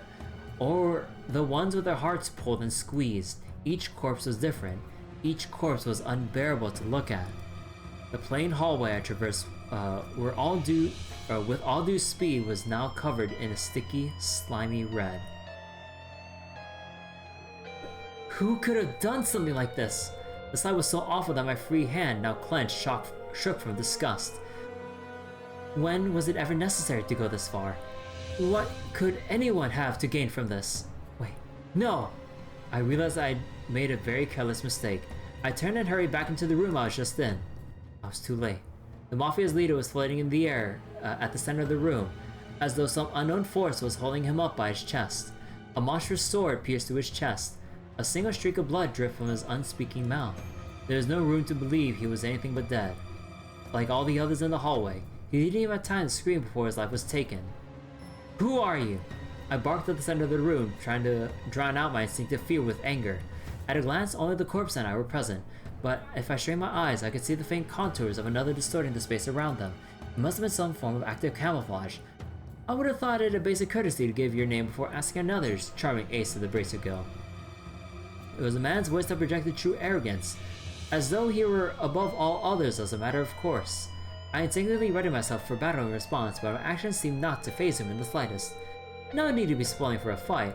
I'm simply here to take out the trash after they were careless enough to leave a trail for the CID to follow. Was I really talking to a fellow human being? How could he speak of such gruesome murders in those terms? Are you business partners of theirs? No. You must be from the group above them. Very good. He then swung his blade to slide and toss the corpse off to the side with all the respect of a used cigarette. How could you treat people you work with like this? People? Have you your ears? I said nothing about taking out a person. Only trash. The same applies to the garbage piling up in the hallway. They've always been so, even before they stopped breathing. It was clear that communicating with someone of his nature was impossible. I dismissed calm reason for an intense, all-consuming anger so great that my entire body couldn't stop trembling. You monster! Before I knew it, I had sprung into action, piling every drop of my strength into my blade to launch a swift, unavoidable strike. But he repelled it with one vertical swing of his own. This one exchange was enough to tell me that his strength was well a league above mine. He parried my blow with at the most perfect instant, cancelling out the force of my attack with so little effort that it barely scratched the surface of what he was capable of. The act of camouflage did nothing to hide the monstrous nature of his cruciform sword either. Cruciform? Its design combined silver and black in an unholy fusion of darkness and light, as if chaos itself dwelled within its very blade. It was no common weapon. Even if I continued to give it my all, my odds of winning against him were extremely slim. But at the same time, my instincts were screaming at me that I could not allow him to leave. I charged again. If attacking him from the front wasn't going to work, I would have to go for his side. He blocked that attack with just as little effort, but I wasn't done yet. I refused to stop moving, slashing a third time, with even more speed than the first two.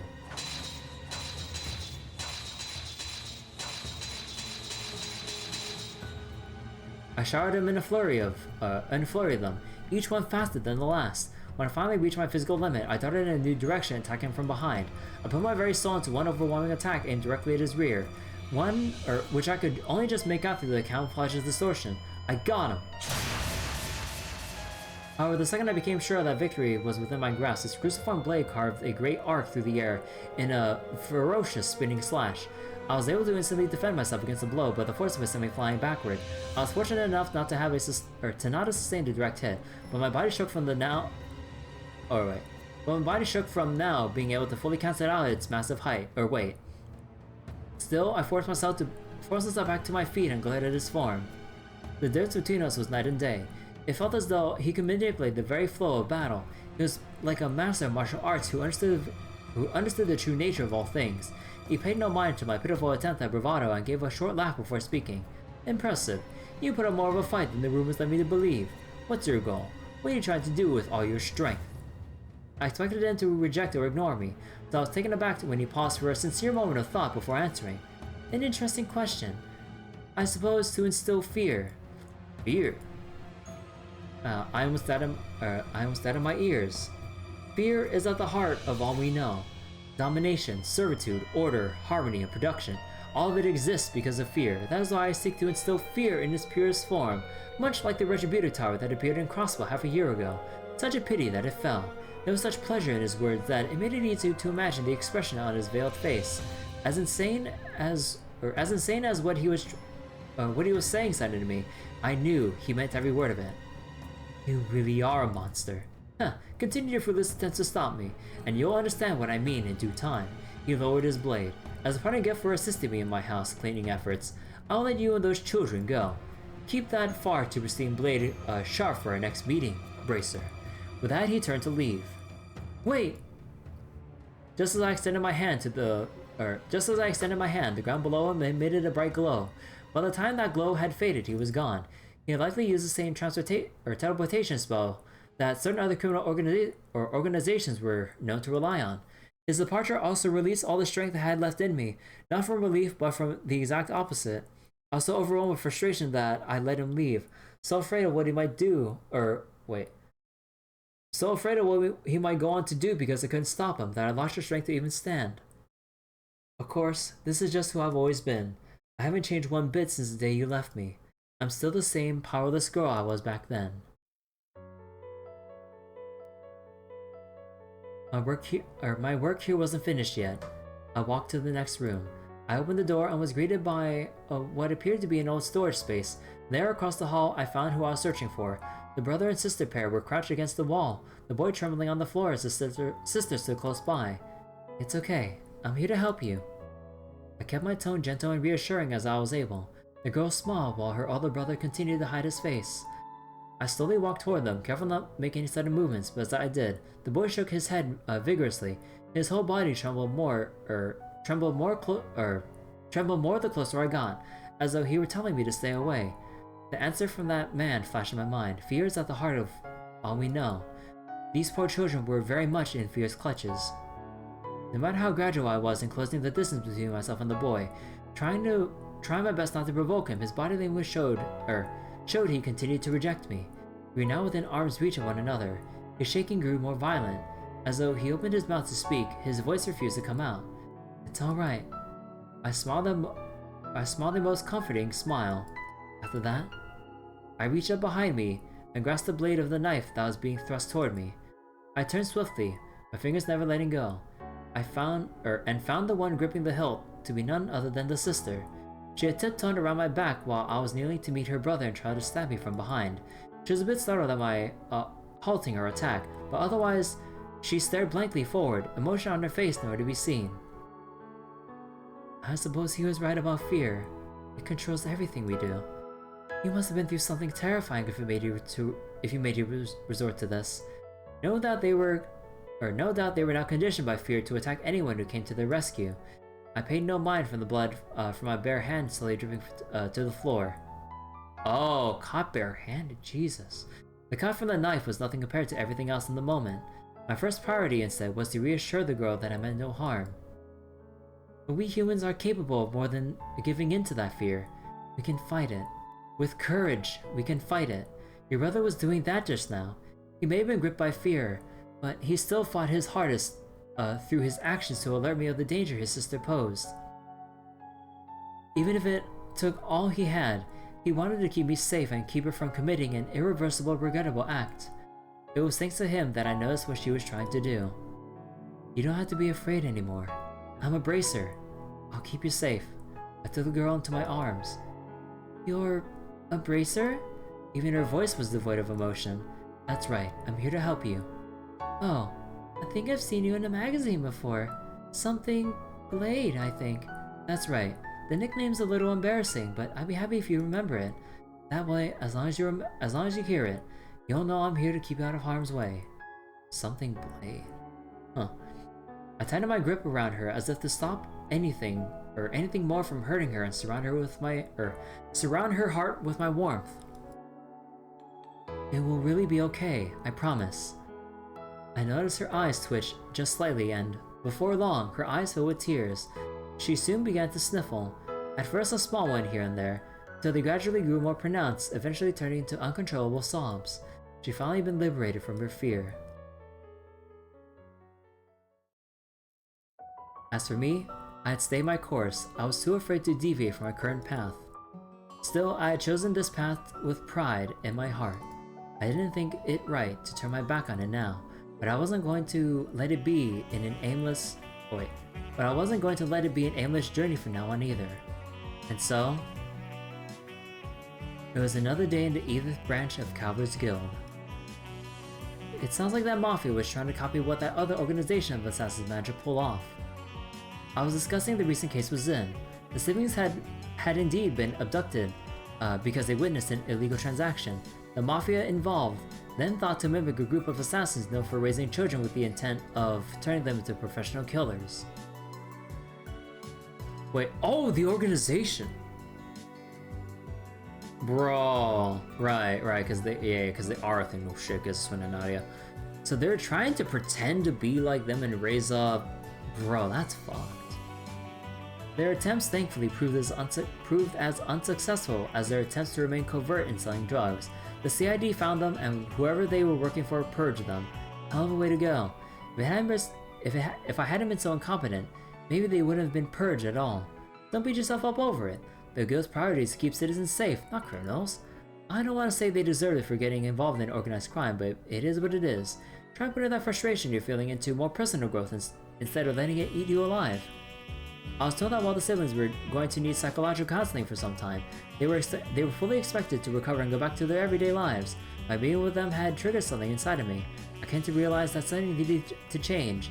I had to take some kind of step forward, and even if it ended in me falling to the floor in some dramatic fashion, I just needed to pick myself up back up again.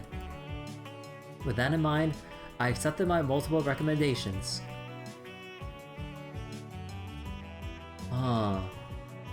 The times we live in demand a new hero. Doing so made me think of what my childhood friend said to me. I didn't believe what it had took to be a hero. But if I could be even just a brief one able to give people hope and banish the darkness ahead, then that was reason enough to keep going. Maybe that can make me somebody enough to fight alongside the real hero they once came to light. Well, shall we get down to business? Zin turned to face me, his classic broad grin even broader than usual. It'll be a while longer before the official paperwork arrives from headquarters, but I'm sure they wouldn't mind me speeding up this part of the process with how much they wanted this. The Republic now has a bracer who reached A rank at the same age as the Empire's Purple Lightning. Congratulations on your promotion, Elaine Auclair, Beauty's Blade. Huh. Elaine Auclair. Forward sword in hand, the end. And a new thread of fate. So, Reen, Ren, and Elaine segueing into Daybreak.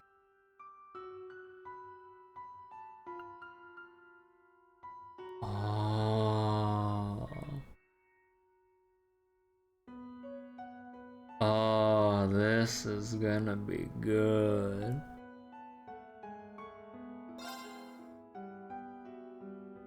And the Grandmaster holding the threads of fate. Suspension of causality recording engine activity confirmed. Force connection to Astrolink severed. Even Sarah's McPower crap, shut up! The whirlpool of causality engulfing Erebos and the fated land has at last been unraveled.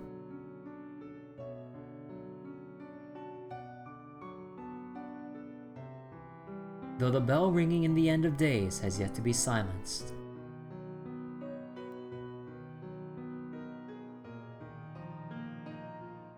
You, children of Zemuria, have earned your moment of peace until the time comes to face the final hour. Until you, with the hope and fear in your hearts, must walk new trails.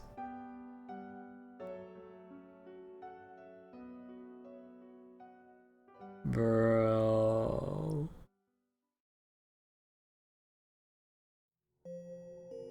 Bro, roll the credits. Oh, please, no credit sequence. I need to fucking sleep. It's 4 in the morning.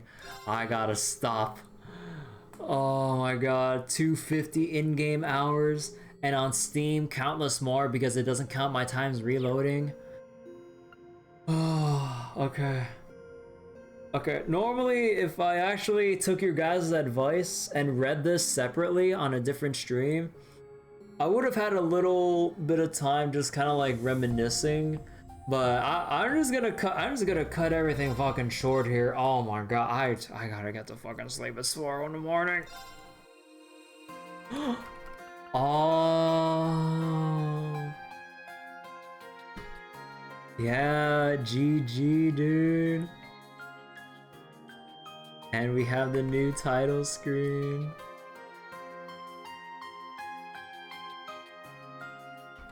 Hold on. Let me. There you go. I'm gonna save these and oh whoops. Wait. My game crashed. Wait, hold on. My Steam got fucked a little bit.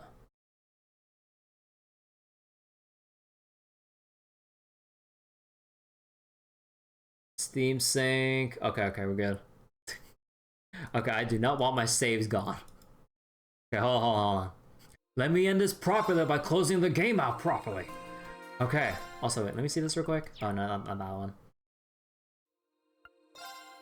Wait, let me double check something. So the artwork with Reverie. Ah, yeah, beyond the Reverie. Oh yeah, I can just use this whole thing as a little... Yeah, there we go. Okay. At least it waited. Okay. So normally this would be where I would kind of reminisce over how long of a journey we've been through since Trails in the Sky first chapter all the way back in fucking 2018 or is it 2017? I don't remember anymore. But oh my god, dude. Falcom keeps on giving. Like all the political intrigue, like everyone's journeys, like just the overall advancement of the world they created. I've said it time and time and again. Falcom can do no wrong, with the exception of the Reverie finale boss with the fuck the stupid DPS check that vanishes the entire fucking party. No, fuck that shit. Anyway, but yeah, Falcom can do nearly no wrong. And I can't wait to play Daybreak once the official localization gets released, like, well, is it sometime during the summer of 2024 this year? So, yeah, whenever they give a solid date, you bet your ass I will play it. But yeah, until then, for everyone who stuck with me watching me go through the finale of the Zero Stratum and the long reading of the final Daydream detailing future events and segueing into Calvard and all that stuff, and also hopefully no one minded me trying to speed read Omega Hard while fumbling over my words because it's 4 in the morning. Is it weird to say this year when it's barely 2024? I don't know. I feel delirious right now with how late it is. But yeah, so thank you guys so much, and I will close it out here and close the stream for tonight.